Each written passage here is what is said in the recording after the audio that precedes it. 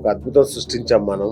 గత నెల క్రితం మన ఈ స్టూడియోలో జరిగిన ఇంటర్వ్యూకి అద్భుతమైన విశేషమైన స్పందన వచ్చింది. అంతా మీ మహిమే. అయ్యా లేదు సార్, మీరు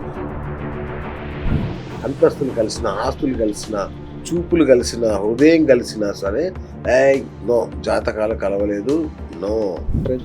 ఈ ప్రపంచంలో ప్రతి మతంలోనూ ఏం చేస్తారో తెలియని పెళ్లి మాత్రం ఘనంగా చేసుకుంటున్నారు. అమెరికాలో అన్నిట్లలో చేసుకుంటున్నారు. వాళ్ళకి లేని జ్యోతిష్యం, వాళ్ళకి లేని ఈ ముహూర్తాలు, ఈ జాతక చక్రాలు మనకే ఎందుకు? 4 marriages అంటే funeral. Life is nothing but that. ఆమె కోసం అవసరం ఎదురు కట్నం ఇచ్చారో చేసుకోవాలి, ఎందుకంటే ఆమె వస్తే మన ఇంటికి లక్ష్మీదేవి వస్తుంది అనే నమ్మకం ఉంటుంది కదా. అలా ఏ నక్షత్రంలో పుట్టిన అమ్మాయి చేసుకోవాలి మనం? ఇది అంత కొంత ఎగ్జాగరేషన్, అంత కాదు. ఉన్నాయి కొన్ని లక్షణాలు ఉంటాయి. రాహుల్ గాంధీకి పెళ్ళి అవుతుంది గురుగారు.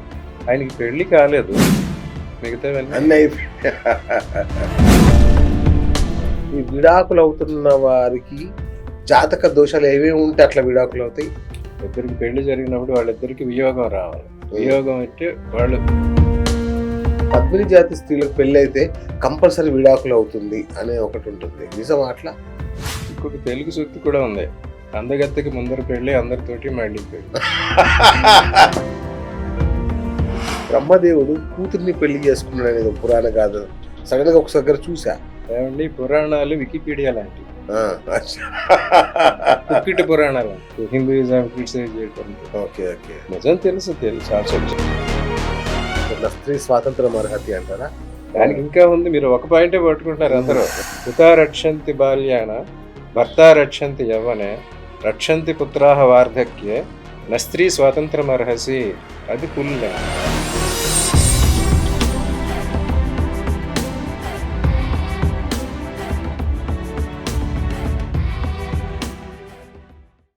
Hi viewers, welcome to BS talk show. నేను మీ బుర్రా శ్రీనివాస్.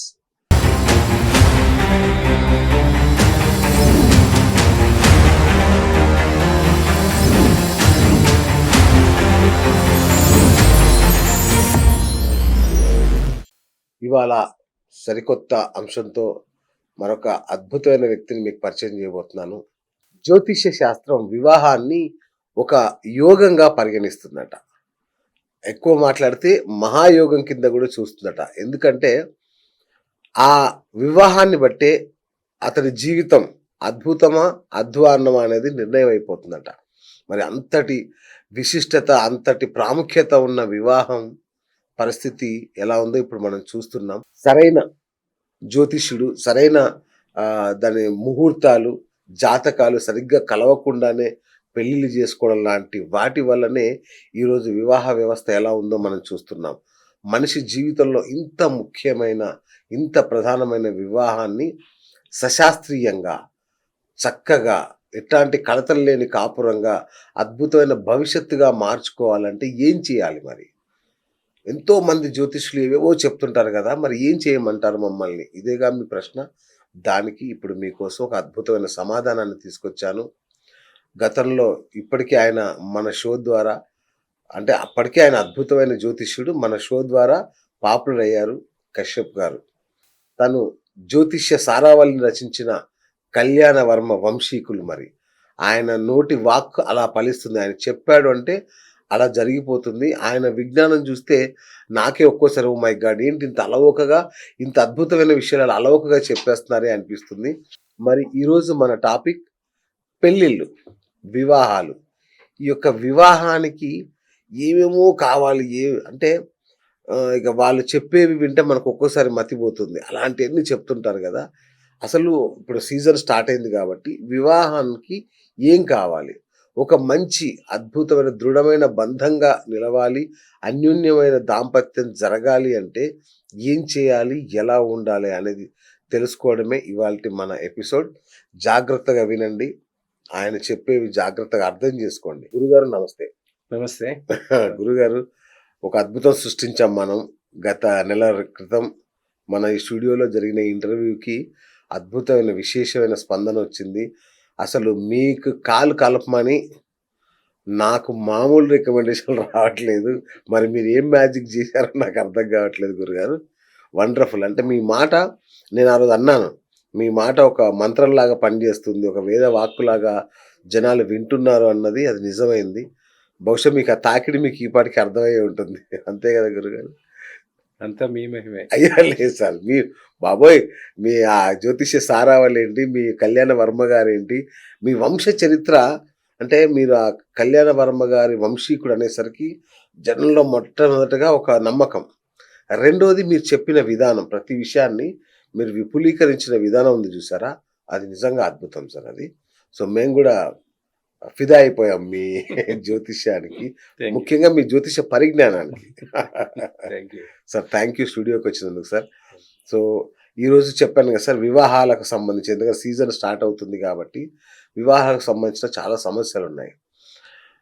మీరనొచ్చు జ్యోతిష్యాల్ని బాగానే చెప్పించుకుంటున్నారు. ప్రతి పెళ్ళికి జ్యోతిష్యం చెప్పించుకుంటున్నారు గదా! ఇంకేంటి ప్రాబ్లమ్ అని మీరు అనుకోవచ్చు. సార్ మీరు చూస్తున్నారు అంటే సరే ఒకసారి ముందు దానికంటే ముందు నాకొక డౌటుంది. జ్యోతిష్యం అంటే జ్యోతిష్యుడిని సంప్రదించకుండా అది ఏ స్థాయి వ్యక్తి అని ఎవరో ఒకరినైతే జ్యోతిష్యుడిని సంప్రదిస్తున్నారు. చేసుకుంటున్నారు. హ్మ్. అయితే ఈ జ్యోతిష్యం పేరు చెప్పి హ్మ్. అద్భుతమైన సంబంధాలు గూడా చెడగొట్టుకుంటున్నారు. హ్మ్. అంటే అమ్మాయి అబ్బాయికి నచ్చిన హ్మ్. అంతస్తులు కలిసిన, ఆస్తులు కలిసిన, చూపులు కలిసిన, హృదయం కలిసినా సరే, ఏయ్! నో జాతకాలు కలవలేదు. నో అని జెప్పి ఆపేస్తున్నారు పెళ్ళని. ఇప్పుడైనా ఇది పురాణాల నుంచి గూడా ఉందా? పురాణాల్లో ఈ జాతకాలకు అంత ప్రాధాన్యత ఉందా? పురాణాల్లో అంతా దేవుళ్ళ గురించి చెప్పారండి. హ్మ్. పురాణాలని దేవుళ్ళు శివ పురాణం, బ్రహ్మ పురాణం, విష్ణు పురాణం. అవును. వాళ్ళు సర్వజ్ఞులు. ఏమైనా చేసుకోగలరు, ఏమైనా చేయగలరు. రైట్. వాళ్ళకి లేవు. హ్మ్. ఇదంతా మానవాళికే. అచ్చా! మానవాళి కోసమే పెట్టారనమాట. హ్మ్. మ్యారేజ్ అనేది ఒక socio economic and religious institution. Oh! సాంఘిక, ఆర్థిక, మత సంబంధమే. ఓకే. ఒక్కొక్క ప్రపంచంలో ప్రతి మతంలోనూ ఏం చేస్తారో తెలియని పెళ్లి మాత్రం ఘనంగా చేసుకుంటారు. అవును. అందరూ దాన్ని సెలబ్రేట్ చేసుకుంటారు. అవును. ఎందుకంటే పెళ్ళి అనేది first and foremost purpose of the marriage is the continuity man kind. Yes. Correct. మానవాళి ముందుకెళ్ళాలంటే పెళ్లి జరగాలి, సంతానం రావాలి, పురోభివృద్ధి చెందాలి. అవును. దాన్ని సాల్మనైజ్ చేశారనమాట. పవిత్రంగా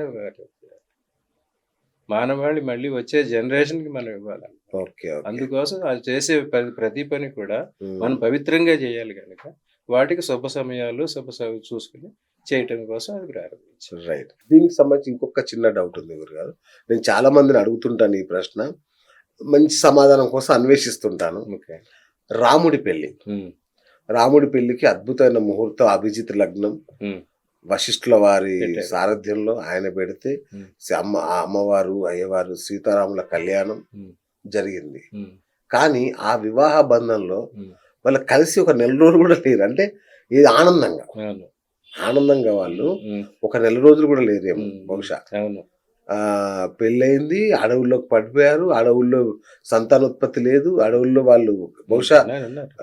ఉమ్, కలిసి ఉండరేమో అనుకున్నాను. అంటే ఉమ్, సంతానం లేదు గదా! ఉమ్, ఉమ్, మళ్ళీ 14 ఏళ్ల వనవాసం ముగిసి వచ్చిన తర్వాత ఉమ్, మళ్ళీ సంతానం ఆ సంవత్సరంలోపే మళ్ళీ అది. మళ్ళీ వియోగం అవును. భూగర్భంలోకి అమ్మవారు వెళ్ళిపోవడం. అవును. మరి ఓకే. వశిష్ఠుల వారు పెట్టిన ముహూర్తమే అలా ఉంటే ఉమ్. మనబోటి వాళ్ళ పరిస్థితి ఏంటి? అవతార పురుషులండి. రాముడు, కృష్ణుడు మనలాగా మానవులు కారు. హ్మ్. వాళ్ళు కారణ జన్మలు, అవతార పురుషులు. The purpose of Rama birth is not to get married and get ప్రోజని. Okay. పెళ్లి చేసుకుని మానవుల్లాగా పిల్లలు కానీ సంసార బంధాలు ఉండటానికి కాదు. హ్మ్. ఆయన పర్పస్ ఏంటి? ఆర్యావర్తాన్ని పెంచాలి, రావణుని సంహరించాలి. Machine impossible. హ్మ్. ఆ మిషన్తో పర్టికులర్గా వచ్చిన ఆయన రాముడు. దానికి కారణభూతురాలైంది జానకి. మనకందరిలాగా రాముడు, సీత కూడా హ్యాపీగా మ్యారేజ్ చేసేసుకుని అయోధ్యకు వచ్చి రాజ్యం పాలించేసి మిగతా మహారాజులో కొంతమంది సంతానాన్ని కనేసి ఉంటే వాళ్ళది అక్కడితో అయిపోయేది. హ్మ్. కానీ రాముడి పర్పస్ తెలుసు. రామావతారం పర్పస్ వశిష్ఠుడికి తెలుసు. ఆయన పెళ్లి చేసుకుని వాళ్ళిద్దరూ సుఖంగా ఉండటం కోసం కాదు. వాళ్ళిద్దరు అడవులకు వెళ్ళాలి, రావణుని చంపాలి, రామరాజ్యం స్థాపించాలి. ఆయన పర్పస్ అది కనుక ఆ ముహూర్తం పెట్టి. సరే సార్, ఒప్పుకుంటాను. మీరు అలా చెప్పారు కాబట్టి ఒప్పుకున్నా. ఈ రోజు కూడా భార్యాభర్తలు అన్యోన్యత, అనుబంధం అంటే సీతారాములనే కోట్ చేస్తారు. మరి ఇది ఎలా చేస్తారు? వారు అన్ని కష్టాల్లో కూడా కలిసే ఉన్నారు. ఉమ్, సీతారాములు జీవనం అంటారు కానీ వాళ్ళు సుఖాల కోసం చేయలేదు. ఉమ్, మామూలు సుఖాల కోసం వారి జీవనం చేయలేదు. కానీ అన్ని కష్టాల్లోనూ కలిసి ఉన్నారు. యాక్చువల్గా దశరథుడు రాముడిని ఒక్కడనే అడవికి వెళ్ళమన్నాడు, సీతను వెళ్ళమల్లా. అవును, రాముడు కూడా నేను ఒక్కడనే వెళ్తాను అన్నాడు. అవును. కానీ సీత నేను సాధర్మచారిని, నేను వస్తానంది. మీకు హెల్ప్ చేస్తానని లక్ష్మణుడు వాళ్ళిద్దరు వాలంటరీగా వెళ్ళారు. ఉమ్, రాముడు అనలేదు. అవును. అట్లాగే వనవాసం వెళ్ళిన తర్వాత అక్కడ కూడా రాముడు వనవాసానికి వెళ్ళిన తర్వాత అక్కడ మునులంతా రకరకాల భంగిమల్లో తపస్సు చేస్తున్నారు. ఉమ్, కొంతమంది చెట్టుకి వేలాడుతున్నారు, కొంతమంది నీళ్ళల్లో కూర్చున్నారు, కొంతమంది చుట్టూ మంటేసి కూర్చుని తపస్సు చేస్తున్నారు, కొంతమంది కళ్ళు తెరుచుకునే తపస్సు చేస్తున్నారు. ఈయన చూసి ఏంటి మీరందరూ ఇట్లా ఎందుకు చేస్తున్నారంటే రాక్షసులు వచ్చి మా తపస్సునంతా భంగం చేస్తున్నారు, ఓకే. అందుకోసం మేము ఈ రకమైన అవును. పద్ధతుల్లో చేస్తున్నాం వాళ్ళని తప్పించుకోవటానికి అని చెప్పారు. అయితే ఆ రాక్షసుల్ని నేను సంహరిస్తాను, మీరు మీ తపస్సులే ప్రశాంతంగా చేసుకోండి అని అభయం ఇచ్చాడు. అవును.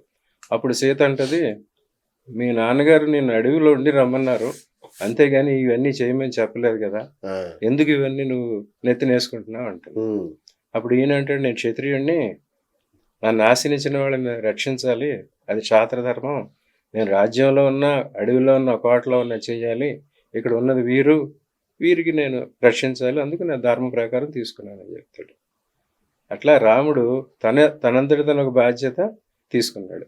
కానీ అప్పుడు సీత అట్లా అన్నది, కానీ అన్ని కష్టాల్లోనూ ఆమె అతనితో తోడుగా నిలబడి. ఉన్నదన్నమాట. అందుకే ఆమె సీత సహనానికి ప్రతీక సీత, భూమాత అన్నమాట. ఓకే.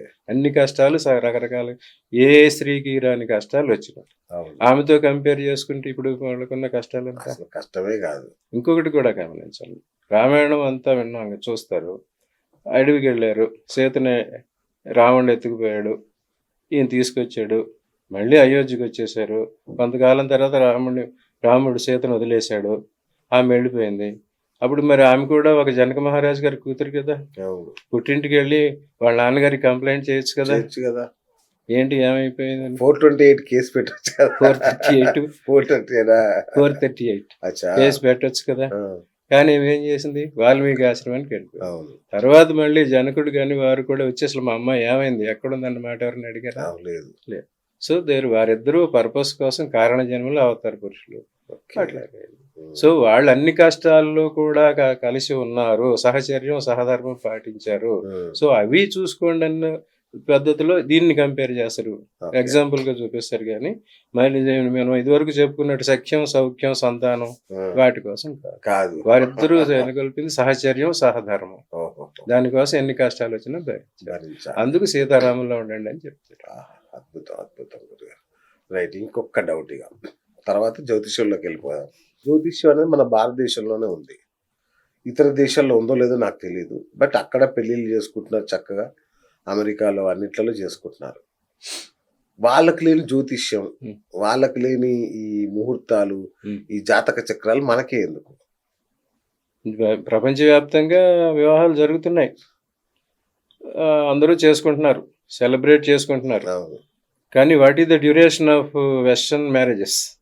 ఉమ్, ఎంతకాలం ఉంటున్నాయి అవి? ఎంతకాలం ఉంటున్నాయి? 4 మ్యారేజెస్ అంటే funeral, life is nothing but that.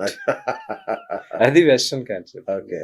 పెళ్లి చేసుకుంటున్నారు, 10 ఏళ్లలో అది విడిపోతుంది, ఉమ్, మళ్ళీ చేసుకుంటున్నారు, మళ్ళీ విడిపోతుంది, అట్లాగే రిపీట్ అవుతున్నది. కానీ లేదు. వేరేజ్ మన ఇండియాకి వచ్చేసరికి ఇలా విడిపోకూడదు, ఇలాంటి జరగకూడదు, దానికోసం ఇవన్నీ ఇన్స్టిట్యూట్స్ వచ్చినాయి. ఉమ్, అసలు పురాణ కాలం నుంచి పెళ్లిళ్ళు ఎన్ని రకాలంటే వివాహాలు 8 రకాల వివాహాలు చెప్పారు. ఉమ్, దైవ వివాహం, బ్రహ్మ వివాహం, ఆర్ష వివాహం, ప్రాజాపత్యం, ఉమ్, గాంధర్వం, అసురం, రాక్షసం, ఉమ్, పైశాచికం, ఇన్ని రకాల వివాహాలు ఉన్నాయి. దైవ వివాహం అంటే ఒక కన్యని భగవంతుడికి ఇచ్చి పెళ్లి చేస్తారు. ఓ, భగవంతుడిని కొంతమంది ఇప్పటికీ చేస్తారు. కొంతమంది, నేను వెంకటేశ్వరుని పెళ్లి చేసుకున్నాను, అవును, శ్రీకృష్ణుని పెళ్లి చేసుకున్నాను, అవును. అలా ఉండిపోతారు దైవ వివాహం. ఇంకా బ్రహ్మ వివాహం ఏంటంటే వరకట్నం. బ్రహ్మ వివాహం వరుడికి కట్నం ఇచ్చి కొంత డబ్బు ఇచ్చి పెళ్లి చేయటం వరకట్నం, ఓకే. అది బ్రహ్మ వివాహం. ఉమ్, ఆర్ష వివాహం ఏంటంటే కన్యాశుల్కం, ఓకే. అమ్మాయిలకి డబ్బులు ఇచ్చి పెళ్లి చేసుకునేవారు, ఓకే. అది కన్యాశుల్కం, ఆర్ష వివాహం. ఆ, ఇక ఎవరు ఇద్దరికి డబ్బులు ఇవ్వకుండా వారి కుటుంబం వీరి కుటుంబం ఒప్పుకుని మా అమ్మాయి మీ ఇంట్లో బాగుంటుంది, మీ అబ్బాయి మా ఇంట్లో బాగుంటాడు అని చెప్పి చేసేది ప్రాజాపత్యం. ప్రాజాపత్యం. ప్రాజాపత్యం ఓకే. అది అందరినీ ఇప్పుడు అవలంబించేది అది. ఓకే. తర్వాత గాంధర్వ వివాహం. గాంధర్వ వివాహం అంటే ప్రేమ వివాహం. ఉమ్, ప్రేమ వివాహానికి ఆద్యులు శకుంతల, దుష్యంతులు. అవును. మరి ఆ ప్రేమ ఎన్ని రకాలు తిరిగిందో అందరికీ తెలుసు. ఇక జరిగేది అసురీ వివాహం. అసురీ వివాహం అంటే ఎవరైనా ఒక వ్యక్తి ఎవరికైనా బాకీ పెడితే, ఫైనాన్స్ ట్రబుల్స్ వస్తే, ఆ బాకీ తీర్చలేని పరిస్థితుల్లో వీళ్ళు ఇచ్చిన వాళ్ళు వచ్చి ఇతన్ని పీడించి దాని బదులు మీ అమ్మాయి నాకు ఇచ్చేసి పెళ్లి చేసేయి ఉమ్, అని చెప్పి చేసుకోవడం అసురీ వివాహం. ఉమ్, ఇంకా రాక్షస వివాహం అంటే ఒక అమ్మాయిని ఎత్తుకుపోతారు, తీసుకొచ్చి కిడ్నాప్ చేసి తీసుకుపోయి పెళ్లి చేసుకుంటారు. అది రాక్షస వివాహం. ఇంకా ఆఖరిది పైశాచిక వివాహం. పైశాచికం ఏంటంటే ఒక స్త్రీ ఏ హెల్ప్ లేకుండా అపస్మార స్థితిలో కానీ నిద్రలో కానీ కొంతమంది పిచ్చి పిచ్చి వాళ్ళని అవును. అత్యాచారం చేశారంటారు చూసారు, అవన్నీ ఉమ్, ఆ పైశాచికంలోకి వస్తాయి. బా. ఇన్ని రకాల వివాహాలు ఉన్నాయి. వీటన్నిటిలోకి మానవులకి ప్రజాపత్యం అనేదే సరైన వివాహ పద్ధతి. అప్పుడు దానికోసం ఏం చేశారంటే వీళ్ళంతా జీవితంలో కలిసి ఉండాలి కనుక వీళ్ళ బాగోగులు పూర్వాపరాలు అన్నీ తెలుసుకోవటానికి. ఇప్పుడు మనకి మీరు అన్నారు కొన్ని వివాహాలు బాగానే ఉంటున్నాయి, చూపులు గెలిచినాయి, మనసులు గెలిచినాయి, అన్నీ గెలిచినాయి, అవును. అయినా పెళ్ళిళ్ళు ఒప్పుకోవట్లేదు. అవును. మీరు చూసేదంతా దృశ్యార్థం. అచ్చా. కనిపించేది మనకు కనిపించేది దృశ్యార్థం, మనకు కనిపించింది అదృశ్యార్థం. ఉమ్, మనకు కనిపించింది వెనకాల ఉంటుంది. ఇప్పుడు పెళ్ళి అనేది 25 ఇప్పుడు 30 సంవత్సరాల మధ్యలో జరుగుతుంది. ఉమ్, ఎంతవరకు లైఫే మనం చూస్తున్నాం. అవును. తర్వాత వచ్చే లైఫ్ ఎవరు చెప్తారు? మన జాతక చక్రం ప్రకారం మన లగ్నం నుంచి 7th వరకు ఉన్న గ్రహాలు దృశ్యార్థం మన ముందు కనిపిస్తాయి. మన 7th ప్లేస్ నుంచి మళ్ళీ 12 వరకు ఉండే గ్రహాలు అదృశ్యార్థం అంటారు. పుష్ అండ్ పుల్ అన్నమాట. మన ముందు దృశ్యార్థంలో ఉన్న గ్రహాలు మంచివైతే మనల్ని పైకి లాగుతాయి, చెడ్డవైతే వెనక్కి నెట్టుతాయి. ఓకే. అదృశ్యార్థంలో ఉన్న గ్రహాలు మంచి అయితే మనకు ముందు నెట్టుతాయి, చెడ్డవైతే వెనక్కి లాగుతాయి. ఓకే. మనం పెళ్ళిళ్ళ ముందు వరకు మీరు అంతా చూసి దృశ్యార్థం చూసి మనసులు కలిసినాయి, వయసులు కలిసినాయి, చూపులు కలిసినాయి, వాళ్ళ జీవితాలు కలుస్తాయో కలవో చెప్పేది అదృశ్యార్థం. ఆ అదృశ్యార్థం చెప్పేది జ్యోతిష్యం. ఉమ్, అందుకోసం ఈ జ్యోతిష్యాలన్నీ చూసుకుని పెళ్ళిళ్ళు చేయటం మొదలు పెట్టారు. ఓకే. ఓకే. ఓకే. సరే, ఇంకొకటి కూడా ఉంది డౌట్. ఇప్పుడు ఒక పెళ్లి జరగాలంటే వివాహ పొంతన ఉందా లేదా, షష్టాష్టకాలు కలిసాయా లేదా, లేదంటే నక్షత్రాలు కలిసాయా లేదా, రాశులు కలిసాయా లేదా, అమ్మ ఇలాంటి ఒక 10-20 ఉన్నాయి పాయింట్లు. అవును. 36 పాయింట్లు. 36 పాయింట్లు ఇన్ని కలిస్తే గాని పెళ్ళి అవ్వట్లా. అవును. సరే, ఇది ఓకే, పద్ధతి బాగుంది అనుకుందాం సార్. మన దగ్గరే లవ్ మ్యారేజెస్ పెళ్లి చేసుకుంటారు. వాళ్ళు ఏ ముహూర్తాలు చూసుకోరు, ఏ కులం లేదు, మతం లేదు, జాతి లేదు, వర్ణం లేదు, ఏ వివక్ష లేకుండా అద్భుతంగా పెళ్లి చేసుకొని లైఫ్ని ఎంజాయ్ చేస్తుంటారు కదా. మరి వాళ్ళకి ఎందుకు ఇవి అంటావు? వారు ఎంత శాతం ఉన్నారు? మీరు చెప్పిన ప్రేమ సఫలం అయ్యి సుఖంగా బతుకుతున్న వాళ్ళ శాతం ఎంత? ఉమ్, చాలా మంది ప్రేమ వివాహాలు చెప్పిందిగా దుష్యంతుడు, శకుంతల దుష్యంతుల ప్రేమలాగా చాలా టర్మోయిల్లోకి వెళ్తాయి. ఓకే. అది బయటికి రాదు. సరే, కొంతమందికి చెప్పాం ప్రేమ ఇది మనం పెళ్లి జరగాలంటే 5 విషయాలు కావాలని. ఓకే. సఖ్యం, సౌఖ్యం, ఓకే. సహచర్యం, సంతానం, సహధర్మం. సఖ్యం అనేది ప్రేమ, ఇద్దరి మధ్య స్నేహం ఏర్పడి అవును. వారిద్దరి ప్రేమగా మారి పరిణయం ఆడతారు. ఉమ్, వారిద్దరి జాతకాల్లోనూ చంద్రుడు అనుకూలం సంపూర్ణంగా ఉంటే ఉమ్, వారి ప్రేమ వివాహం జరుగుతుంది, ప్రేమ సఫలం అవుతుంది, కలిసి ఉంటారు. ఉమ్, కానీ చంద్రుడు కానీ ఎవరి జాతకంలో ఇద్దరి జాతకంలో ఎవరో ఒకరి జాతకంలో చెడిపోయినా ఆ ప్రేమ విఫలం చెందుతుంది. ఉమ్, చంద్రుడు మనసు రోజు రోజుకి మారిపోతుంది. 2.5 రోజుల కల్లా చంద్రుడి పొజిషన్ మారిపోతూ ఉంటుంది. సో ఈ రోజు ఉన్న ప్రేమ రేపు ఉండే ఆస్కారం లేదు. అందుకోసం ప్రేమ వివాహాలు ఎక్కువగా సఫలం కావట్లేదు. ఓకే. ఎవరో 100కో 1 కొంతమందికి జరగచ్చు, కానీ ఉమ్. అందరికీ ప్రేమ వివాహాలు సఫలం అవుతాయి అనేది చెప్పలేము. రెగ్యులర్ జ్యోతిషంలోకి వద్దాం గురుగారు. అంటే మా ప్రేక్షకులకు బోల్డ్ అని డౌట్లు ఉన్నాయి. ఉమ్. సో దాని ప్రకారం అంటే ఇంకొక చిన్న కన్సర్న్ గురుగారు అడుగుతాను. ఆడపిల్ల ఉమ్. పెళ్లిలో ఎంత కీలకమో, ఉమ్. వరుడి ఇంట్లో చిన్న సమస్య వచ్చిన పెళ్లి తర్వాత, అదిగో చూసావా, కోడలు వచ్చింది, సర్వనాశనం చేసేసింది, ఇల్లు నాశనం పట్టించేసింది, అవి ఆమె వచ్చిన వేళ విశేషం, కొడుకుని పొట్టన పెట్టేసుకుంది. ఇట్లా ఏది జరిగినా ఆ ఇంట్లో కొత్త కోడలకి ఆపాదించేస్తుంటారు. ఇది నిజంగా న్యాయమా? అది లేదండి, అది చాలా తప్పు. ఆ, ఎవరి కర్మ వారిదే. ఒకళ్ళు ఇంకొకళ్ళని చేయలేరు. ఒకరి మంచి ఇంకొకళ్ళకి వస్తదేమో కానీ ఒకరి చెడు ఇంకొకరికి రాదు. ఉమ్, ఇప్పుడు చాలా మంది గుళ్ళకెళ్ళి పూజ చేసుకుంటారు. వెళ్ళిన తర్వాత ఇంటి యజమాని పేరు చెప్తారు. గోత్రనామాలు చెప్పి సహకుటుంబానాం అంటే ఒక యజమాని తండ్రి పూజ చేస్తే అతని పుణ్యం భార్యకి పిల్లలకి కూడా వెళ్ళిపోద్ది. కానీ ఈ భార్యే వెళ్ళి పూజ చేసిన, పిల్లలు వెళ్ళి పూజ చేసిన ఆ పుణ్యం వాళ్ళకే వెళుతుంది కానీ తండ్రికి రాదు.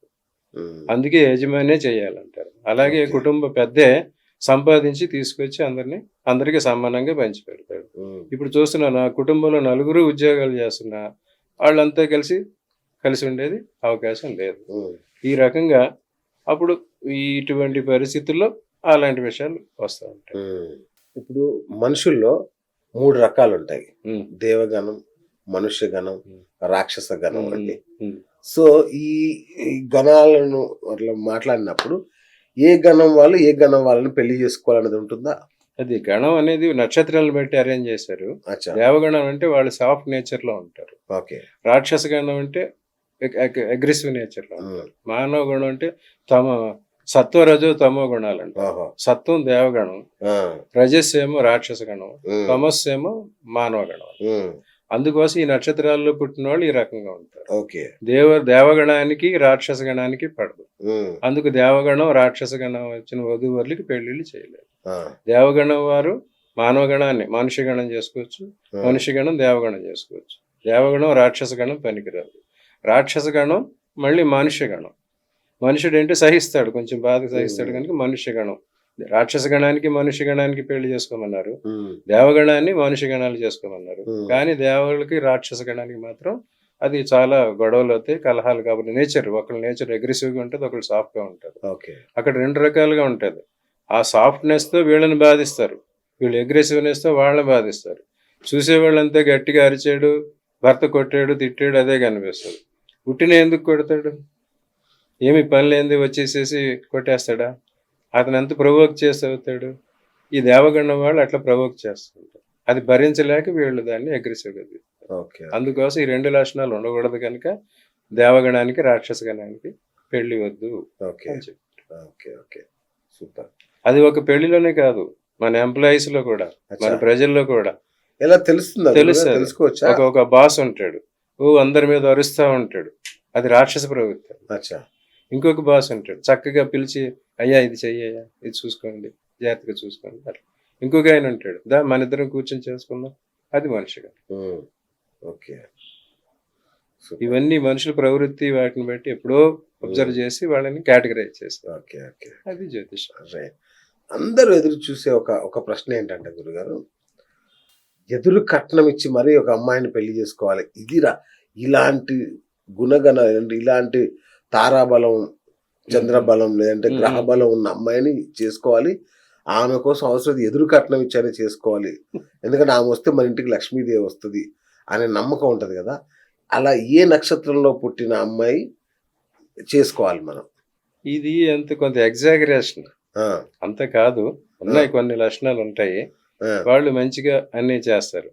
అటువంటి వాటిలో శుక్రుడికి సంబంధించిన నక్షత్రాలు, చంద్రుడికి సంబంధించిన నక్షత్రాలు, ఉమ్, చంద్రుడికి సంబంధించిన బుధుడికి సంబంధించిన నక్షత్రాలు, ఓకే. వాళ్ళలో ఉంది. ఎక్కువగా చెప్పేది హస్త నక్షత్రం అమ్మాయిని ఎదిరించి పెళ్లి చేసుకోండి.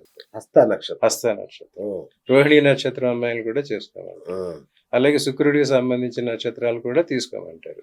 కానీ అది ఒకదానితోనే సరిపోదు.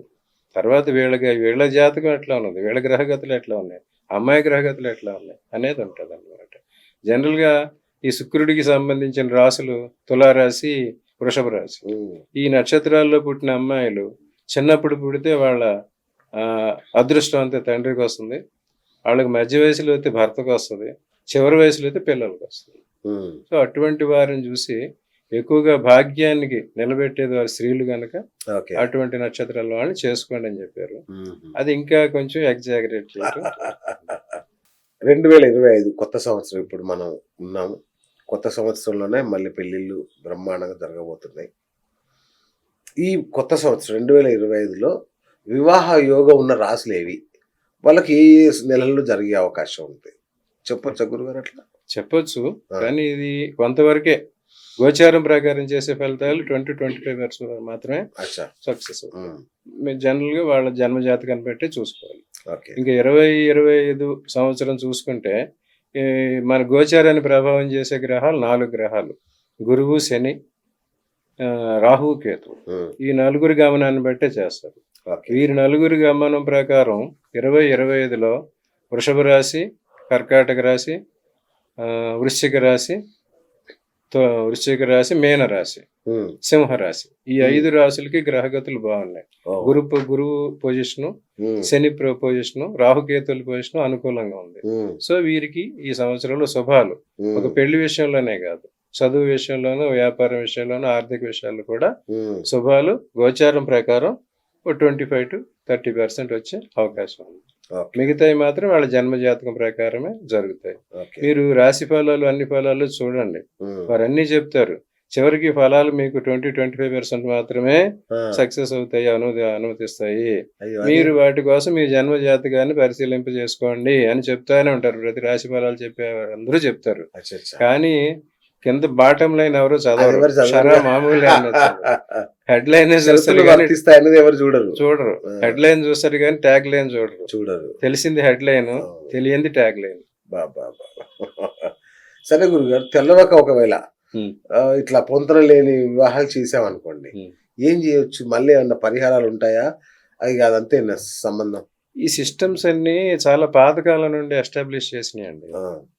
పురాతనగా 1000 సంవత్సరాల నుంచి చేసినవి.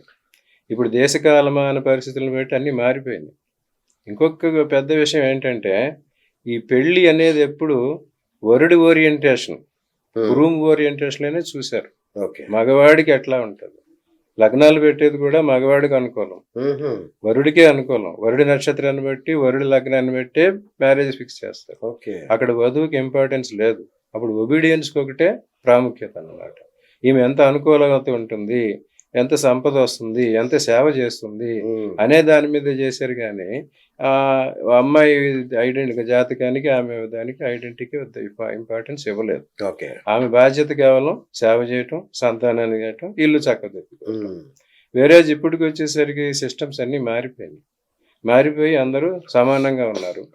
సో ఇప్పుడు పెళ్లి చేసే ఇదివరకు ఇప్పుడు చేసే పెళ్లిళ్ళన్నీ ఫెయిల్ అవ్వడానికి కారణం ఏంటంటే, ఇంకా అదే ఓరియంటేషన్లో, వరుడి ఓరియంటేషన్లో వరుడికి ప్రాముఖ్యతతో పెట్టే ముహూర్తాలే పెడుతున్నారు కనుక ఈ వివాహాలన్నీ ఫెయిల్ అవుతాయి.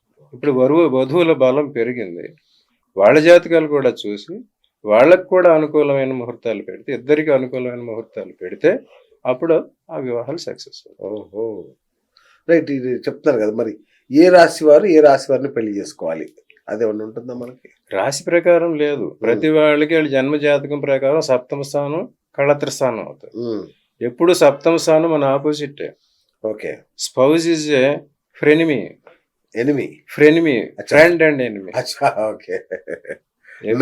ఫ్రెనిమీ, ఫ్రెండ్ అండ్ ఫ్రెండ్ ఎనిమీయే. ఈమెలోని మంచి తెలుస్తుంది, చెడు కూడా తెలుస్తుంది. అట్లాగే అతనిలో మంచి చెడు ఆమెకు తెలుస్తుంది. సో ఎప్పుడు ప్రతి వాళ్ళకి సప్తమ స్థానం ఆపోజిట్ స్థానం, వాళ్ళ రిఫ్లెక్షన్ అద్దంలో చూసుకున్నాడు. సో అందరికీ అవి మళ్ళీ వ్యతిరేక స్థానాలు. ఓకే. కర్కాటకం, సింహం చూసుకుంటే ఆపోజిట్ 7th స్థానాలు వచ్చి మకరం, కుంభం అవుతాయి. అవి శని స్థానాలు. శనికి, సూర్యుడికి, చంద్రుడికి పడదు.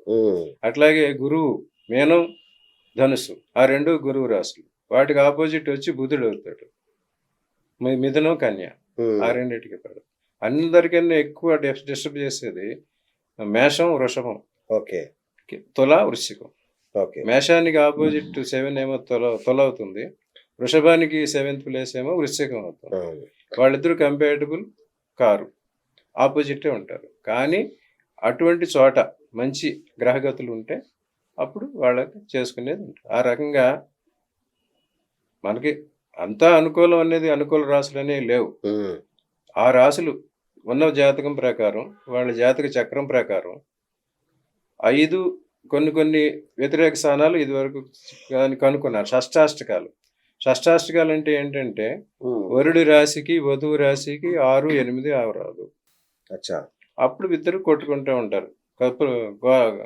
కలోలం, కలహాల కాపురం జరుగుతుంది. అందుకు షష్టాష్టకాలు వద్దన్నారు. ద్విద్వాదశాలు అని 2 ఉన్నాయి. ద్విద్వాదశాలు అంటే మనకు 2వ స్థానం 12వ స్థానం. ఒకళ్ళకొకళ్ళు ద్విద్వాదశాలు అయితే వీళ్ళకి 2వ స్థానం అయిన వారికి వాళ్ళ వల్ల ఉపయోగం ఉంటుంది, కానీ వీళ్ళకి మాత్రం వాళ్ళ వల్ల నష్టం జరుగుతుంది. అప్పుడు గొడవలు వచ్చే అవకాశం ఉంది. అందుకు ద్విద్వాదశాలు వద్దన్నారు. ఇంకా పంచనవమాలు అంటే పంచం అంటే పుత్రస్థానం, సంతానం. నవమం అంటే తండ్రి, పితరుల స్థానం. తండ్రి కూతురు వరుస, తండ్రి కొడుకులు వరుస అవుతారు. అందుకు అవి వద్దన్నారు. ఇవి కాక ఇప్పుడు దీని ప్రకారం ఎవరైనా సరే 10, 11 స్థానాలు, 7వ స్థానం, ఈ స్థానాల నుంచి పెళ్లిళ్ళు చేసుకుంటే వారికి అది అనుకూలంగా ఉంటుంది. ఓకే, రైట్ గురుగారు. ఇంకొకటి, ఇప్పుడు కొందరు అనాథలు ఉంటారు. కొందరు వాళ్ళ పుట్టిన తేదీ కానీ, పుట్టిన రోజు కానీ, పుట్టిన నక్షత్రం, తిథి, వారం ఏమీ తెలియదు కొందరికి. అప్పట్లో రాయలేదు కదా చిన్నప్పుడు. ఇట్లాంటి వారు పెళ్లి చేసుకోవాలంటే ఏం చూస్తారు మరి? ఇట్లాంటి వారికి పెళ్లి జరగాలి అంటే, పెళ్లి జరగాలంటే మెయిన్గా ఇప్పుడు వారికి నామ నక్షత్రం చూస్తారు. ఎటువంటి అరేంజ్మెంట్ లేని వాళ్ళకి నామ నక్షత్రం చూసి చేయటం నేర్చారు అనమాట. ఓకే, వారి పేరు ప్రకారం ఏం చేస్తున్నారు కనుక దానివల్ల 50% వాళ్ళకి మంచి జరుగుద్దని చేశారనమాట. ఇది కూడా కాదంటే ప్రశ్నా లగ్నం అని చూస్తారు. ప్రశ్నా లగ్నం చూసి వచ్చిన వాళ్ళు ఈ సమయం ప్రకారం వాళ్ళకి వివాహం యోగ్యత ఉందా లేదా, వివాహం చేసే గ్రహాల అనుకూలత ఉందా లేదా, అది చూసి దాని ప్రకారం ప్రశ్నా లగ్నం ప్రకారం వాళ్ళకి చేయొచ్చు. ఓకే, వివాహ పొంతన అంటే ఏంటి గురుగారు? వివాహ పొంతన అనేది గుణాలు 8 గణాలు. ఇది వరకు వాళ్ళు 1000 సంవత్సరాల క్రితం చేసిన దానిలో వర్ణకూటం, వశ్యకూటం అని చెప్పి కొన్ని గణాలు పెట్టారు. దాని ప్రకారం ఒక్కొక్కటి కంపాటిబిలిటీ, ఆ కంపాటిబిలిటీ ఇద్దరికి ఎలా కంపాటిబుల్ అవుతారు అనేది. ఓకే, ఫస్ట్ చూసింది వర్ణకూటం. వర్ణకూటం అంటే ఒకే వర్ణానికి, అప్పుడు వర్ణాశ్రమ ధర్మాలు ఉండే, ఒకరికొకళ్ళు కల్చర్ అది ఈక్వల్గా ఉంటుందని వర్ణకూటం అంటారు. తర్వాత వశ్యకూటం, ఒకరికొకళ్ళు వశ్యం అయిపోవటం, నీ వశ్యం అయిపోయింది, లేదా భార్య వశ్యం అయిపోయాడు రా వీడు అంటారు, అది వశ్యం యాక్చువల్. ఇక తారాకూటం, తారాలంటే ఇద్దరికి నక్షత్రాలు కలవాలి, దానివల్ల అదృష్టం కలిసి వస్తుంది. అదృష్టాన్ని చెప్పేది తారలు అన్నమాట, అందుకు తారాకూటం. తర్వాత వచ్చేసరికి యోనికూటం. యోనికూటం అంటే ఫిజికల్ అట్రాక్షన్ అన్నమాట, ఆడ మగకుండా అట్రాక్షన్, దానిలో తెలుస్తుంది వాళ్ళు సౌఖ్యాలు అనుభవిస్తారు, అందుకోసం ఆ కూటం ఇచ్చారు. ఇక గ్రహ మైత్రి, వీళ్ళ గ్రహం వాళ్ళ గ్రహం ఒకటే గ్రూపు చెందిన అయితే వాళ్ళిద్దరు మిత్రులుగా ఉంటారు, వాళ్ళు ఒకళ్ళంటే ఒకళ్ళు ఎఫెక్షన్ ఉంటుంది, అందుకు గ్రహ మైత్రి ఇచ్చారు. తర్వాత గణం, ఇంతవరకు మనం డిస్కస్ చేసిన రాక్షస గణం, దేవగణం, మనుష్య గణం, గొడవలు లేకుండా ఉంటారు, అది ఇచ్చారు. తర్వాత రాశికూటం, కంపాటిబుల్ రాశులు అన్నమాట. ఈ రాశులు అయితే ప్రేమ, వాళ్ళది చంద్రుడికి సంబంధించిన రాశి, శుక్రుడికి సంబంధించిన రాశి, అటువంటి ప్రేమ వస్తుంది, అది కాదు చూడమన్నారు. ఇక నాడీ కూటం అనేది ఇద్దరి హెల్త్ అన్నమాట, ఇద్దరి డిఎన్ఏ ఏంటి, ఇద్దరి బ్లడ్ గ్రూప్స్ ఏంటి, ఇవన్నీ అందులో తెలుస్తాయి. ఒకే నాడికి సంబంధించిన వాళ్ళంటే వాళ్ళకి ఒకే డిఎన్ఏ కానీ ఒకే బ్లడ్ గ్రూప్ కానీ ఉంటాయి. ఇప్పుడు మేనరికాల్లో జరిగేది అదే. మేనరికాలు చేసుకుంటే కొన్ని క్రోమోజోమ్స్ డిలీట్ అయిపోతాయి, రెండుగా, అప్పుడు కొన్ని క్రోమోజోమ్స్ రావు, దానివల్ల వికలాంగులు, డిఫార్మిటీస్ వస్తాయి. సో ఇవన్నీ సైన్స్ ఉన్నది, దాన్ని ఈ రకంగా చేశారు. ఇప్పుడు మన వాళ్ళు దాన్ని కొత్తగా చూసారు. సరే, అన్నిటికీ ఎగ్జామ్షన్ ఉన్నట్టే దీనికి కూడా కొన్ని ఎగ్జామ్షన్స్ ఇచ్చారు. The exemption proves the rule. Exemption ఎక్కువైపోయేదానికి రూల్ రెలవెన్స్ పోయింది. సరే గురుగారు, ఇప్పుడు మన జాతక చక్రం అనేది, ఇప్పుడు పెళ్లి అంటే జాతక చక్రం చాలా కీలకం.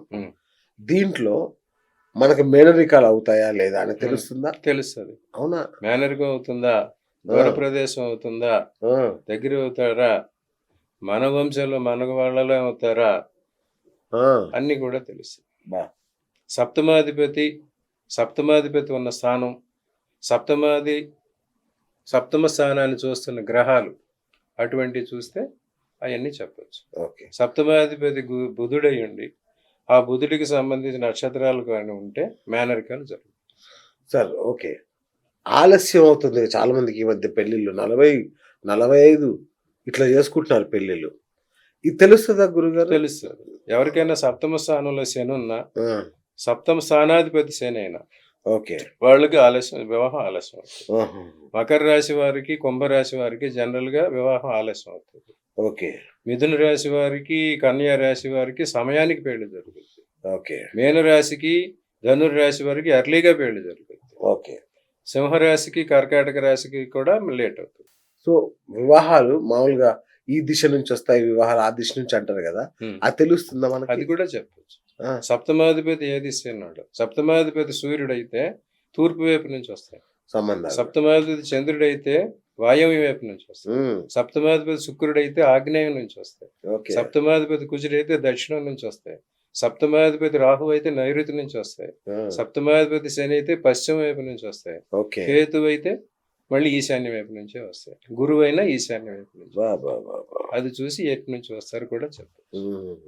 అట్లాగే ప్రేమ వివాహం కూడా తెలుస్తుందా ప్రేమ వివాహం కూడా తెలుస్తుంది. ఆ, ఎవరికైతే లగ్నంలో కానీ సప్తమ స్థానంలో కానీ చంద్రుడు కానీ శుక్రుడు కానీ ఉంటే ఉమ్, వారికి ప్రేమ వివాహం.